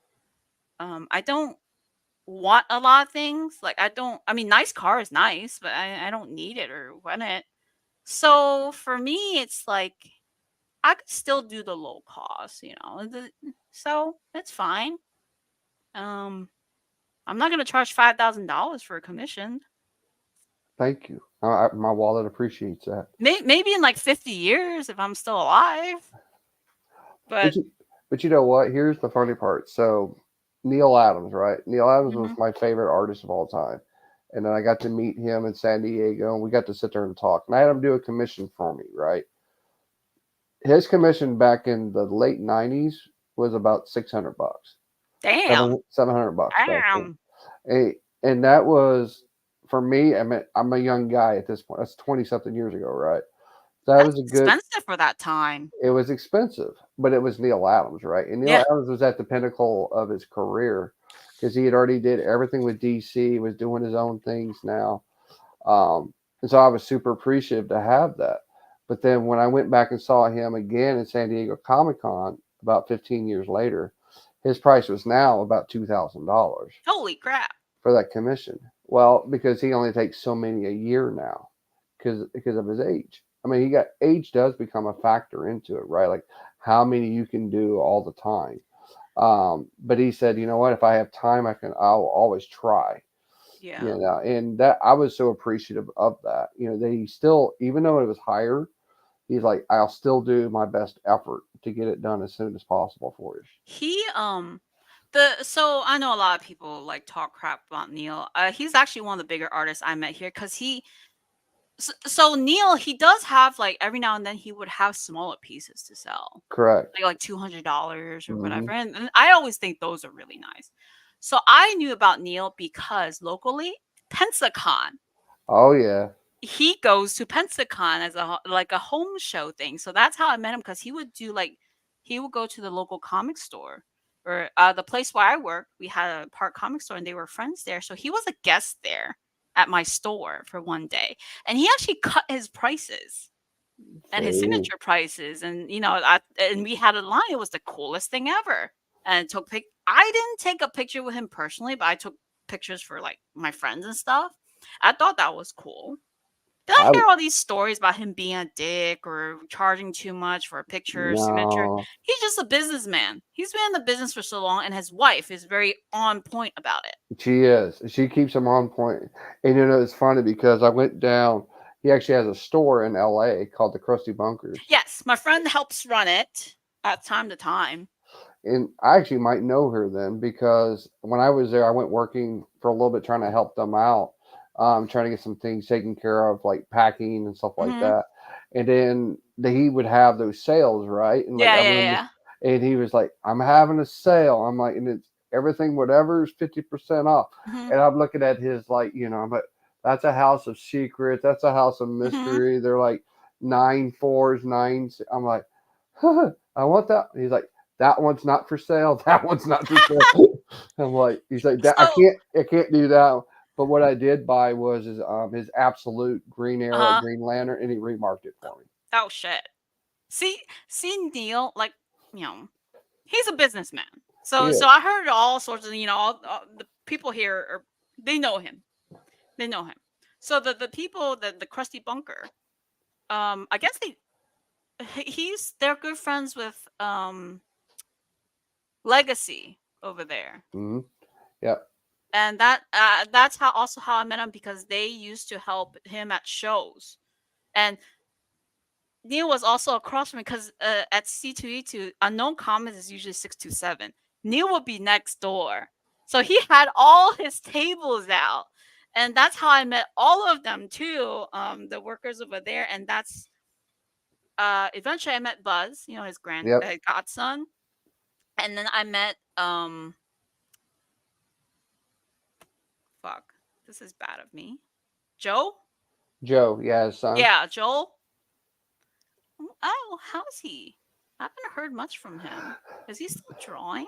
He I was. know after the passing, he kind of like had to do. He took over the business. You know, at Yeah, that point, you know, I've seen him draw a couple of things like last year, but it was like very few and far and in between because I think he's been so focused on the estate and everything else. Which I mean, yeah, that's a big step to that's some big shoes, yes. right? You know, It's like somebody somebody's been doing it for Frazetta. like 50 years. It's like the Frazetta family. Sarah tries so hard. A You lot of know, people try to exploit her too. I think yeah, because she's the grand. Yeah, and that's sad. Anytime I see them, I just want to hug them. Every time I see them, yeah. I'm like, you See, guys are doing amazing. Keep up your work. Don't let nobody do it for and that's the thing about Neil. When I joined the comic industry, his work, John Dell, Michael Turner. I've seen their work first, and because they had blue lines and stuff. The friends would give me the lines for me to practice and things like that. And I mean, they always make fun of Neil saying that he's a dick and stuff, but he's still kind, he's still funny. I mean, he cut a discount. Like, sure, when you see the guy working, he's gonna be working. He's gonna charge you for everything. Yep. It doesn't matter. It's just business. But outside of it, he's a great guy. I've He's had very many talented. I've had many conversations with him, and like he'll say, "Nate, let's sit down and talk." Mhm. And you're going to get 30 minutes to an hour of a conversation of something that happened back in the Yeah. 70s or 80s. Yeah. Because it was him, Steranko, and then I had Buzz Dixon and Denny O'Neil sitting down, and we just had a great time. That was like uh, Steranko. that dude is something else. Hmm. Yeah, he is.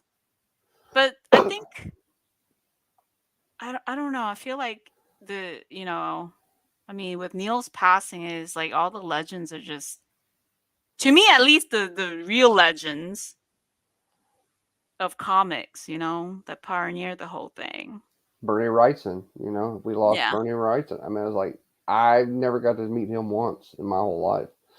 You know, I would like to. I've recently, discovered more of Barry Windsor Smith, Mm, John Byrne. John Burns, great. See, I learned all of this through my LCS, Steve Hyatt. He's very big into art, big collector, old school. I learned about the Warren Yep. Age, Jose Gonzalez, and it's just a lot of the older art. Frazetta, I learned about Frazetta from him too, and that's how I met Neil Adams. He's the one that started me on the whole exclusive comics. It all started there. Steve Hyatt, Port City Comics, still great friends with him. Every now and then I would go to the LCS and help out, and appreciate that. So I wish there's more LCS like that because I think it gives artists opportunities. But not every comic store owner's like that. Yeah, there, Not taking risks. And, they don't want to take risks. and that's what I've noticed too, right? So, like for me as a collector, when I go to an LCS, I want to see three things, right? I want to see new stuff, I want to see back issues, and I want to see people that actually talk. Yeah, Like somebody that's actually excited about being in a yeah. comic shop, and having fun doing it. Not the old crusty dude from The Simpsons sitting behind the bar saying, Yeah, "Ah, you can't buy that. You don't have enough money." And then I'm the guy who walks in and buys the 5 slabs that they couldn't sell for the last year and a half. You I know, see. That's the thing about I like Steve. People that come in, they can talk about. We recently had a veteran-ish in the area of comics that passed away on Christmas. His name was Ronald, and we call him Mr. Ronnie. Big Superman, Supergirl collector. He had every issue, whatever. And they were so friends and stuff. Everything was left to him, my friend.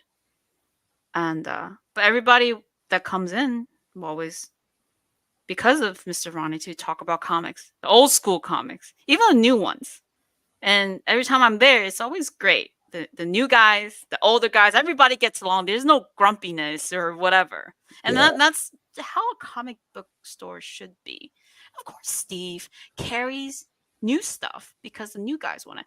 New comics, you just don't make money at all no. unless you just hit the right market at the right time. But he has old comics, and he has even older comics like See, golden, bronze, silver, no, golden, silver, bronze, modern, everything.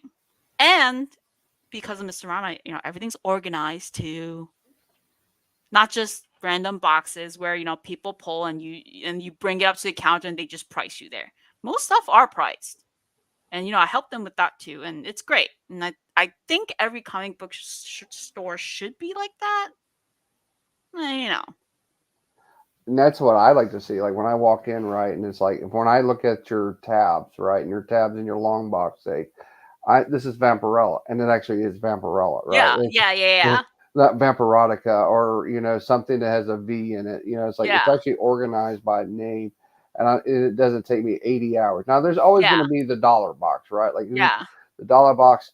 I've been in some stores where they even organize the dollar box, right? And Yes. See, that's our store, Mr. Ronnie. Like all the dollar stores, it's just organized by alphabet, but yeah, it's still organized in some way. yeah, And then the higher end, everything's organized by the names, the tabs, and whatever they fit in, and they're all individually priced.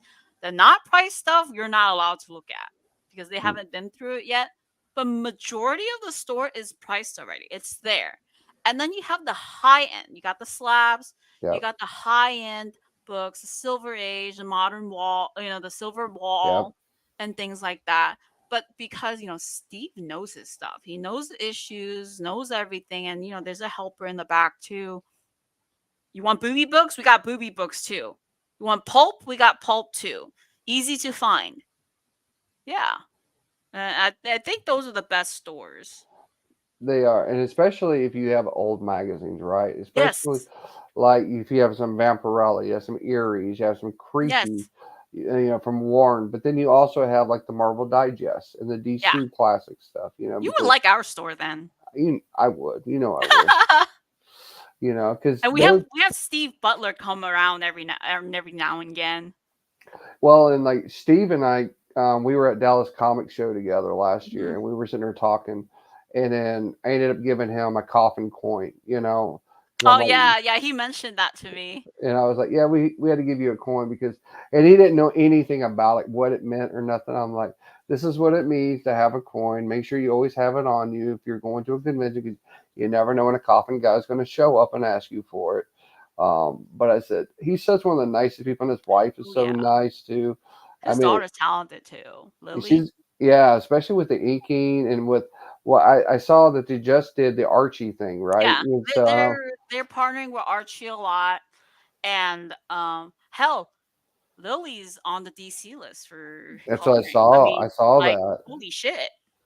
Yeah, and I told Steve, I was like, "Well, when you guys get them up," and he said, "Well, we're starting to put all of our stuff on the eBay store." I'm like, "Well, dude, just let me know. I want to buy the Archie one because that's the first like real Archie one that she's worked on." And Yeah. I'm like, "That's gonna be cool." And I saw the cover when he sent it to me. Because like every other day he'll send me a cover, or like I'm working on this cover. I'm working on this. Steve is also, like, he talks he can talk, and he is very much a night owl, and he works really fast. Like, he, uh I think we did a Christmas thing at the store, and I think that's when he like was talking about the coin and all this other stuff. Every now and then when we get together, we talk about the coffin stuff, and I have to remind him like, Steve, you know that Brian gives you special treatment, right? He Yeah, doesn't buy everybody else's OAs. He only buys yours, and he only talks to you a lot. Like to some of us, he only says a few words. yeah. Even when I'm at Swornfest, Brian is so busy. Like, and He only says a few words. he's like, "Hi, bye." Yep. he, Yep. uh, and for me, it was a big thing to go to Swornfest this year because I haven't been one since '96. Oh shit. Because I didn't go to Fiend Fest in 19. I didn't go in Swornfest in 2022 because I was moving to Texas at the time. So I was like, it was so great to catch up with people that I hadn't seen forever.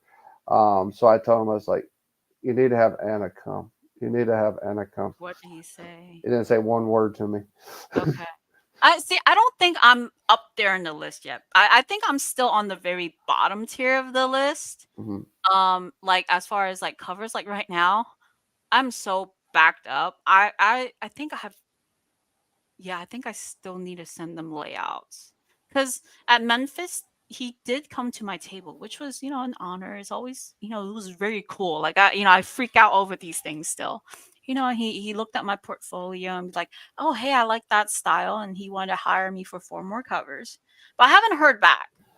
Then I messaged them about it, and I think because they set the deadlines and stuff like a year ahead. Yeah. Yeah, so I got, and then there's a new girl named Anita, the editor, because it used to be Marshall, then it was Nick, and then they Yeah. have a helper. But she Yeah. never gave me deadlines or anything of that. She just wanted to see a layout, so I was confused about that.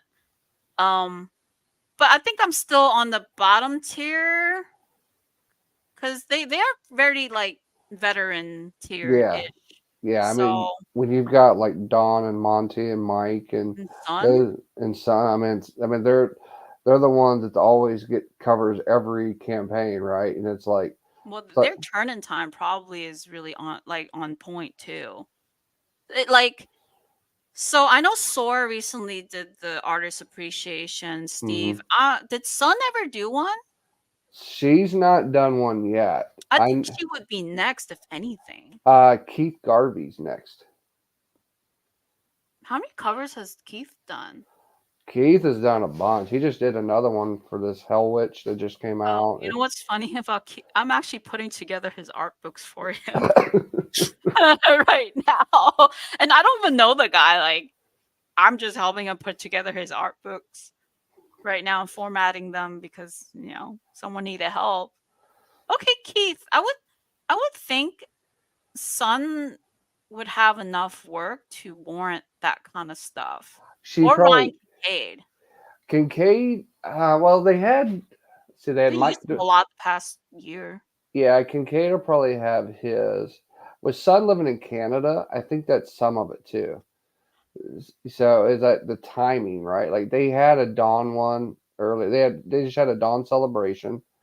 And then Dawn had her anniversary book that came out recently. And Hmm. then she had her celebration day at Coffin HQ. Okay. You had Ebass, he had his. So I'm thinking most likely that Sun's gonna have to be up on that list, and then Kincaid. That's pretty much the only the two big ones that you see. And they had Diego last year too. Yeah. Well, Diego has done for all the interiors a lot too. It's just I'm thinking like if I were to look at the recent Kickstarters and events and stuff, who had the most cover, and Ryan is up there. Ryan's got a lot of Yeah, covers with them. Ryan's up there, and I've seen some of his portfolio, so I was like, that would be really really cool for him. If they had an artist celebration for him, like he has a lot of fans, and I was just surprised that Sun hasn't yet. But I'm sure they all have plans that they time their stuff. Eventually, then that would be a goal, and but I think Swarmfest, I would just pay my own way to be there and stuff like that and hang out. It's a blast, I tell you. You're not gonna like. I think I slept 10 hours in the whole weekend. See, my thing is I'm always afraid that I don't fit in because I don't listen to I don't know. I'm very uncultured. And Sworn is very cultured. I'm not a lot of things they probably talk about, I have no idea. So I That's feel like okay. I'm always afraid that I won't connect. Nah, you will. You'll be just fine there. But I There's think I'll drink. I'll drink and have fun and You'll make have fun of fun. people. So it's You'll fine. fit. You'll fit in just perfectly. That's what Yeah. we do. I mean, half the time, like my job was for like the first night. Well, the first actual drinking night. Let's see, talking to Monty all night long, Hmm. and then the second night drinking with Mike all night long, and then making sure that like, are you okay, Mike? Yeah, I'm going to bed. Okay, you go to bed. And by the time we done, we drank a whole lot. You will drink a whole lot. I'm usually not a drinker these days. But I can drink. And then the whole, all the pictures of Haley. She is a hoot. I think I would get along with fucking Haley. Everybody, I mean, like Yeah, she's that my kind of people. it was fun. It's like literally at the end of the night, it usually is Troy, Miguel, Uh, Bob, me, Haley, Kat, and Jack then Jackman. Jackman's always there. And then it was funny because like when we had the Saturday night with Harrigan and the guys doing Mhm. the concert, right? Sun K's out there having a blast, Yeah, drinking, I having was surprised about Sun. I thought she was like, a soft-spoken, hidden, but she's out there. she I like her, so she was so nice, and she's fun. I mean, she just hangs out and has a good time. So that's does good. Shannon and Ryan. Yeah, I Yeah, know Shannon's always having fun, and I like she Shannon. and this was actually the first time I got to actually meet Shannon in Oh, person. Was that really? in You Swarmfest? met the Usually, boss lady. I met the boss lady, and I was like, "This is so nice," and I gave her a big hug. Yeah. No, I love Shannon. She's real. Yeah, Like, she will tell you she don't play. So, and these kind of events, it's great for the artists, and get together and to meet other artists. Yeah, and that's as the well. fun part is, we were talking about networking, right? So Yeah. networking's the best part about these conventions, like getting to work on things. Like my buddy Justin Hunt, right? Like Yeah. me and him sat around and talked for hours, Yeah. and just looking at stuff and working stuff out. And I'm like, you don't get to do that over the internet. It's a big difference when you get to And sit down with people in person. even at the cons like MegaCon, this time MegaCon, I didn't even go out to. Usually we have dinners with other artists or business and stuff. I just didn't even go out this time. It was either busy, I'm tired. These cons because of the big cons, I don't know how people find the time to party. Like, don't you got work to do? But I think that's the downside of doing commissions. I'm so like, I have to finish this commission. I have to finish it. I have to go back to the hotel. I have to get this done. So I miss out on a lot of the parties, the get-togethers and things like that, or dinners with people. And that's why the smaller shows are easier. And Hmm. shows like Swarmfest, I think is Oh, a great time for for us to just sit around and talk. I love talking to the artists and their ideas because we just don't talk in on online at all. I mean, I talk to Zerdy, I talk to Steph. Every now and then I talk to Shikari, but that's about it. and it's hard, right? Because I mean, it's everybody's got their own schedules that they're having to Yes. meet too. So it's like Yep. it's like, all right, making time for yourself to grow as an artist Yeah. versus getting your stuff done that you already Yeah. got a deadline on. So it's kind of a, you've got to mismatch it up sometimes just to Mm. combine it, right? It's like to say, hey, can you give me some advice or some training on this? And and that's the thing, like in New York, because I have I have artist privilege. Sabine was my neighbor, and I didn't even ask for it, but she was kind and she was looking at my work and she was wanting to offer me some advice and stuff like that. I was like, yes, please. And I love that. And she gave me some tips and how to do something a little different or how to make this pop more and things like that. And these are the things I just don't get to have on a daily basis because everybody has on their schedule.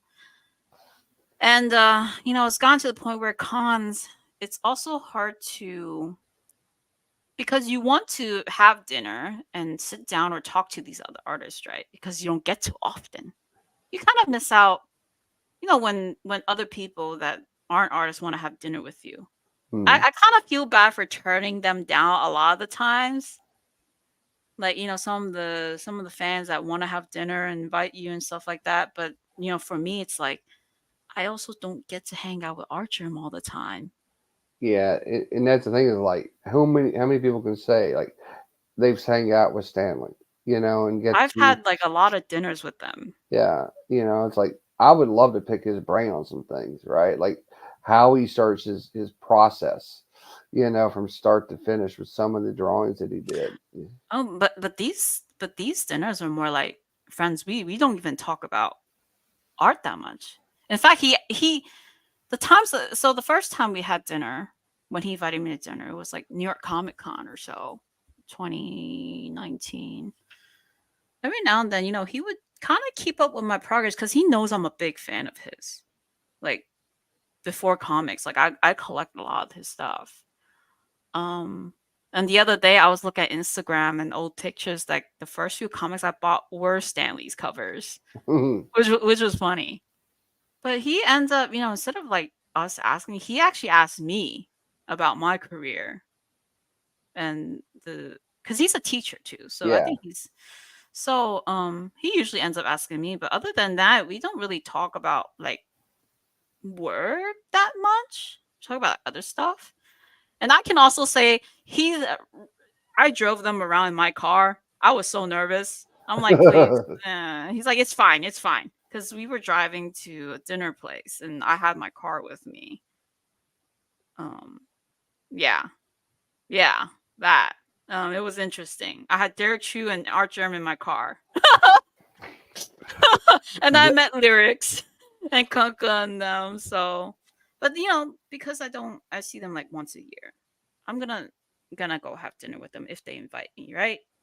So it kind got of makes me feel bad other than that. So, It's not that we don't like you or anything. It's just, yeah. Well, and that's your friends, right? That's it's there is a I'm not going to say delineation, right? Like there Hmm. is the fan side Hmm. and there's the friend side, right? Yeah. And so it's like, hey, these are people that you don't get to see all the time. You want to talk to them, like you talk to us all the time. Like we talk to you through the internet a lot, but getting to actually sit down and talk to them, I understand that.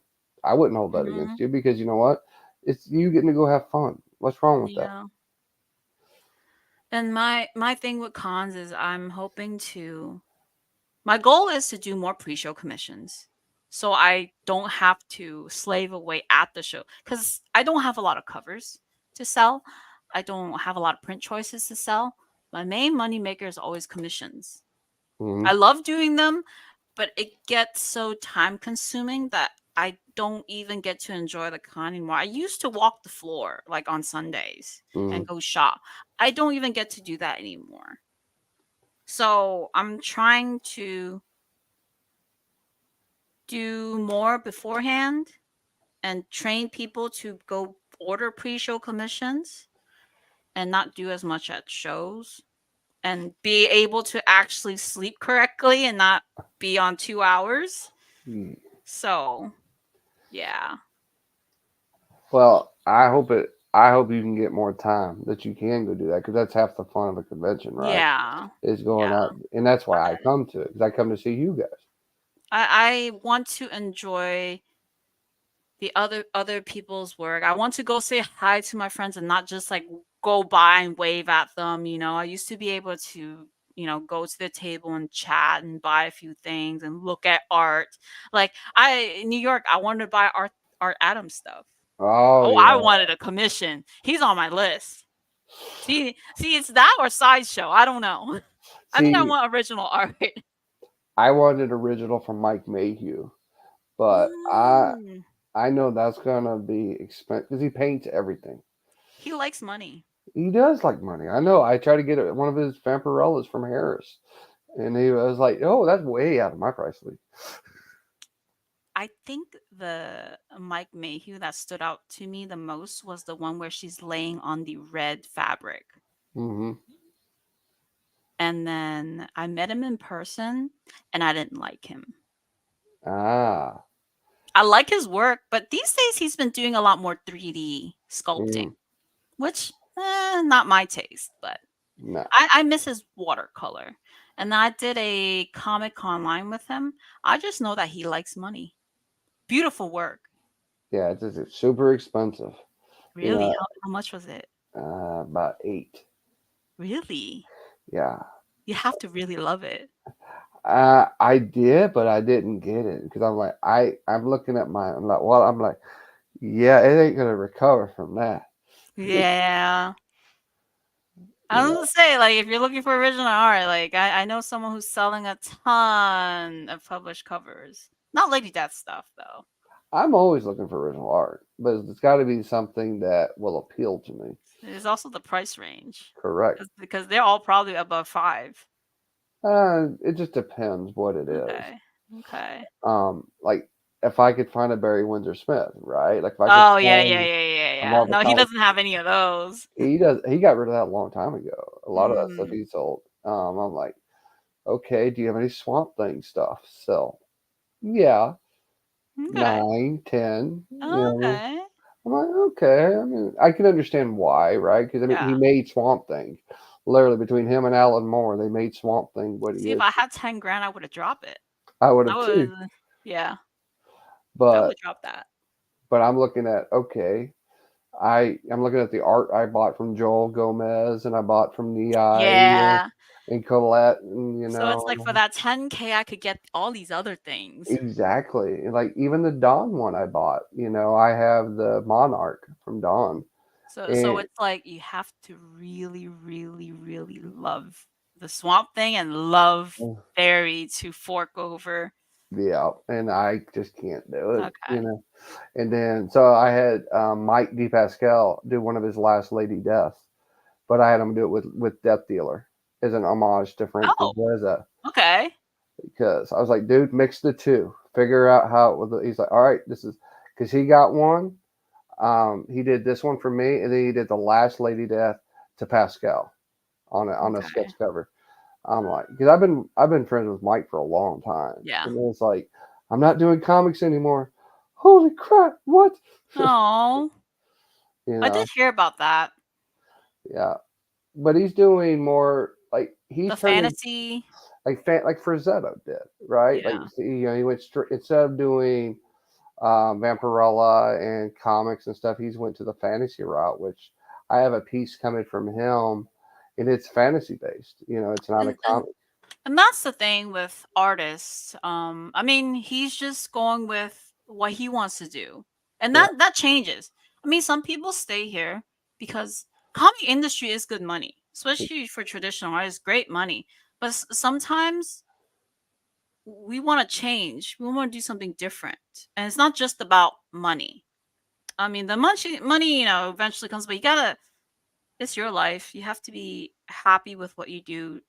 It might not pay the bills as much as like if you were to do certain things. Mm, Um, but if they're happy with it, cool. And that's kind of where I'm trying to get into. Like, I actually don't have a lot of published covers. I don't even count my covers or anything like that. But I think people know my name enough to where um I'll be all right mm. if I do something different. And they might like it because these are the all the fans that around me are they like art. So, not a specific type of art, they just like art. They did, So I think they'll continue to collect. and it's like Mike's stuff. Like I'm gonna still collect his stuff, even though it's not comics anymore, Mhm. because he has a specific style. He's a graphite, Yeah. pencil, and I love that kind of style, for it. But then you look at Don's, you look at Mike's, you look at yours, Marat's. Like everybody's got a certain style, Yeah. right? And so that style will evolve over time. Like I've got some of the old Lady Death stuff that Dawn did in 2014. Oh. Um, and she will tell you that most of it she doesn't like anymore that she did back then versus what she does now, and it makes sense, right? Because you grew. Yeah. Um, so when I bring those books up, she's like, "Oh yeah, that one." Yeah. I'm like, "Yeah, Yeah, and that's the thing with artists, like, some of us we're actually not very confident in our own work. I mean, sometimes we do fake it till we make it. We do like it at the time until we don't like it. And then we're always gonna be nitpicky. The worst we're our own worst critic. yeah, Even some of the work I look at. I don't try to think of the oh, it's that work, I don't like it. I'll think like, I could do better now. And I think that's something that I used to take an old drawing and redraw it and see how much I've improved. And there's a particular piece in Alice in Wonderland that I would keep redrawing. I think I'm gonna redraw it again, but I didn't completely color the other one. But I think that's something that I want to do and create a trend just to boost artists' confidence. Because there are people in my timeline and my feed that likes that kind of stuff. And mm-hmm, I have a lot of artists that follow me. And a lot of them recently they might not have the confidence. They might be down, they might be sad, they might not think they're good enough because we're always comparing ourselves to someone else. So I'm like, that's why I keep in my group, I keep posting older mm-hmm. artworks just to show, progress doesn't happen in a day. It's years, and sometimes we can't see it in front of us. So maybe take an old piece and redraw it. Maybe it'll be fun. Maybe you do something different. At least you figure it out. Um, so maybe that's something I'll do. I just need to figure out which piece. So. I'm gonna wait to see you do it because I from because it was funny. Don and I had this conversation too, right? Like Oh, really? I love seeing the progression of from start to finish, right? Yeah. From pencils to inks to colors to final product, right? And then what challenges you had in between, Hmm. just to see did you grow as you kept doing this over the years, and she's like, it took me a long time Yep. to get to those points, and they said, and then to know it by muscle memory, right? And how to do it. Yes. That's why practice makes progress. Like I can doodle a face in like 5 seconds. People are like, oh my god, I can't believe you draw that fast. Yeah, because 10 years of experience. Yeah. Just like how we, write our alphabets. It's all practice. One plus one. Practice, practice, memory, all of it. And that's why I think everyone can be an artist if they lift a pencil and practice. See, I draw landscapes. I don't draw people. See? I can't draw landscapes. You It's know, the practice, it's different. But it's exactly. still art. It's yeah. I can draw you a stick man to go on that land, but guess It's what? still art. Yeah, I'm not selling that art. I'm sorry. Someone's buying it. It's funny you say that because I try to figure out where my artistic talent came from because my parents don't draw. They don't do anything creative. But I think I found out on my mom's side. Was it my dad? I don't know my family. One of them is an architect. Mm. And see, So like for me, I'm an engineer by trade, okay, so I write and draw. Like those yeah, kind of things. So I'll stick to writing. Writing I can do. Because I do that as part of my daily job. but you can Um, design. yes, I can design things. I can build things, whatever you want to build, but I have to That's at least art. I have to have a schematic. I can build a schematic for That's art. That's a different kind of art, but it's still art. it. So there you go. My computer aided drafting teacher would say otherwise. We're like, that ain't right. Yeah. But There's a no. We're always. Yeah, I just tell people just don't throw away all of your art. Don't hate all of your work. I think for me, I kind of the confidence I have. Not a lot of artists have. Even the professionals, a lot of them still doubt themselves, even though they're successful. mm, Um, so I always try. I wanted to be a teacher, so I always have this thing of trying to build other people's confidence or getting them to do things um and believe in themselves more and that everything's a learning. We always hit learning curves but it'll always improve. So and anything is a teachable moment for me. So yeah, just don't throw away your old drawings. Redraw it every now and then and see how far you've come along. Show yourself that. So yeah, art's great. I love art. Well, it's about what Yeah, time is it's 3.5 hours. it? we did I was told this was supposed to be an hour. No, I'm kidding. well. I didn't put no limitations on It's anything. okay. No, Uh, I enjoy the chats. This is a chat I don't get to do often. and I appreciate, and that's So why I like having everybody on here because you guys get to talk about anything and everything that you want to, that you don't get to a lot of yeah, the I want time. to teach the world ish. Well, whoever wants to listen. And now it's on YouTube. It's fine. People It's can not, rewatch too. that's something you could do, right? You could create a channel and put some drawing things on there or teach art. So I actually do have a YouTube channel. From long ago, I would put work in progress videos of me and my watercolor. It's a speed painting video. I used to do Ah, that because that's how I learned a lot of the art, and how I learned the materials they use, how they do certain techniques. I think I stopped doing that because it got really tedious and I moved because I used to have a camera above me. uh-huh. I had two cameras. One was above my drawing and it would record. And I moved very often, so I never got like it set back up and I just stopped doing it. I think the last thing I uploaded there was a a coloring job for my friend. And now I post work in progress speed stuff in my group because like you said, you were asking Dawn, looking at the work in progress, Yeah, how things are done. If some of my videos, you can see that I go back and forth a lot and erase a lot. Sometimes I erase the whole canvas or erase the whole body and change the pose. That is a real work in progress, how our human brains are working all the time when it comes to art, when it comes to the idea. And that also comes from me not being confident in what I'm doing. So that's more or less how you can tell from AI and a real artist. That's very true. Like, right, So you can see, yeah, ah, crap, screw it, start over, and then and that's why I started posting more of it and doing more on the Procreate because it's already recording anyway, and it's just to show people how artists naturally are. I mean, the final picture may look perfect, but it took a lot of steps to get there, and yeah, sometimes hurdles. And sometimes we get into this art block where we don't want to do anymore.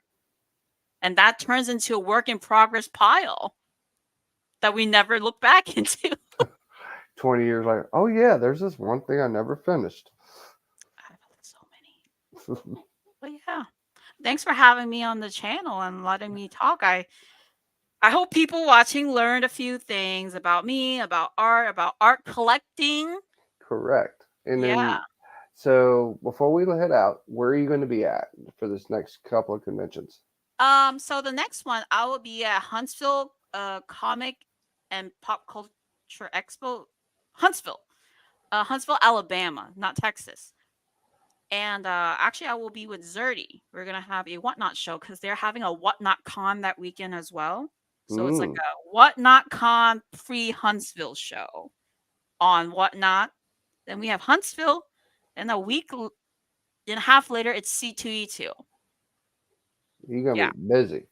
And then Free Comic Book Day. And then a little show in Sarasota. And then Fan Expo Dallas and Heroes Con. So So you're definitely going to be busy. And where can people reach you at if they want to talk to you? my Facebook, you can find my name, Anna Zhao, right there, and you can go to my website. You can find all the links there and click whatever you like. My shop's there too. Best place would be Facebook, Instagram. Yeah, and I also have a private group that you can join if you want to see more art. It's also on my Facebook. Oh, and I'm also trying to get into SDCC. Yeah.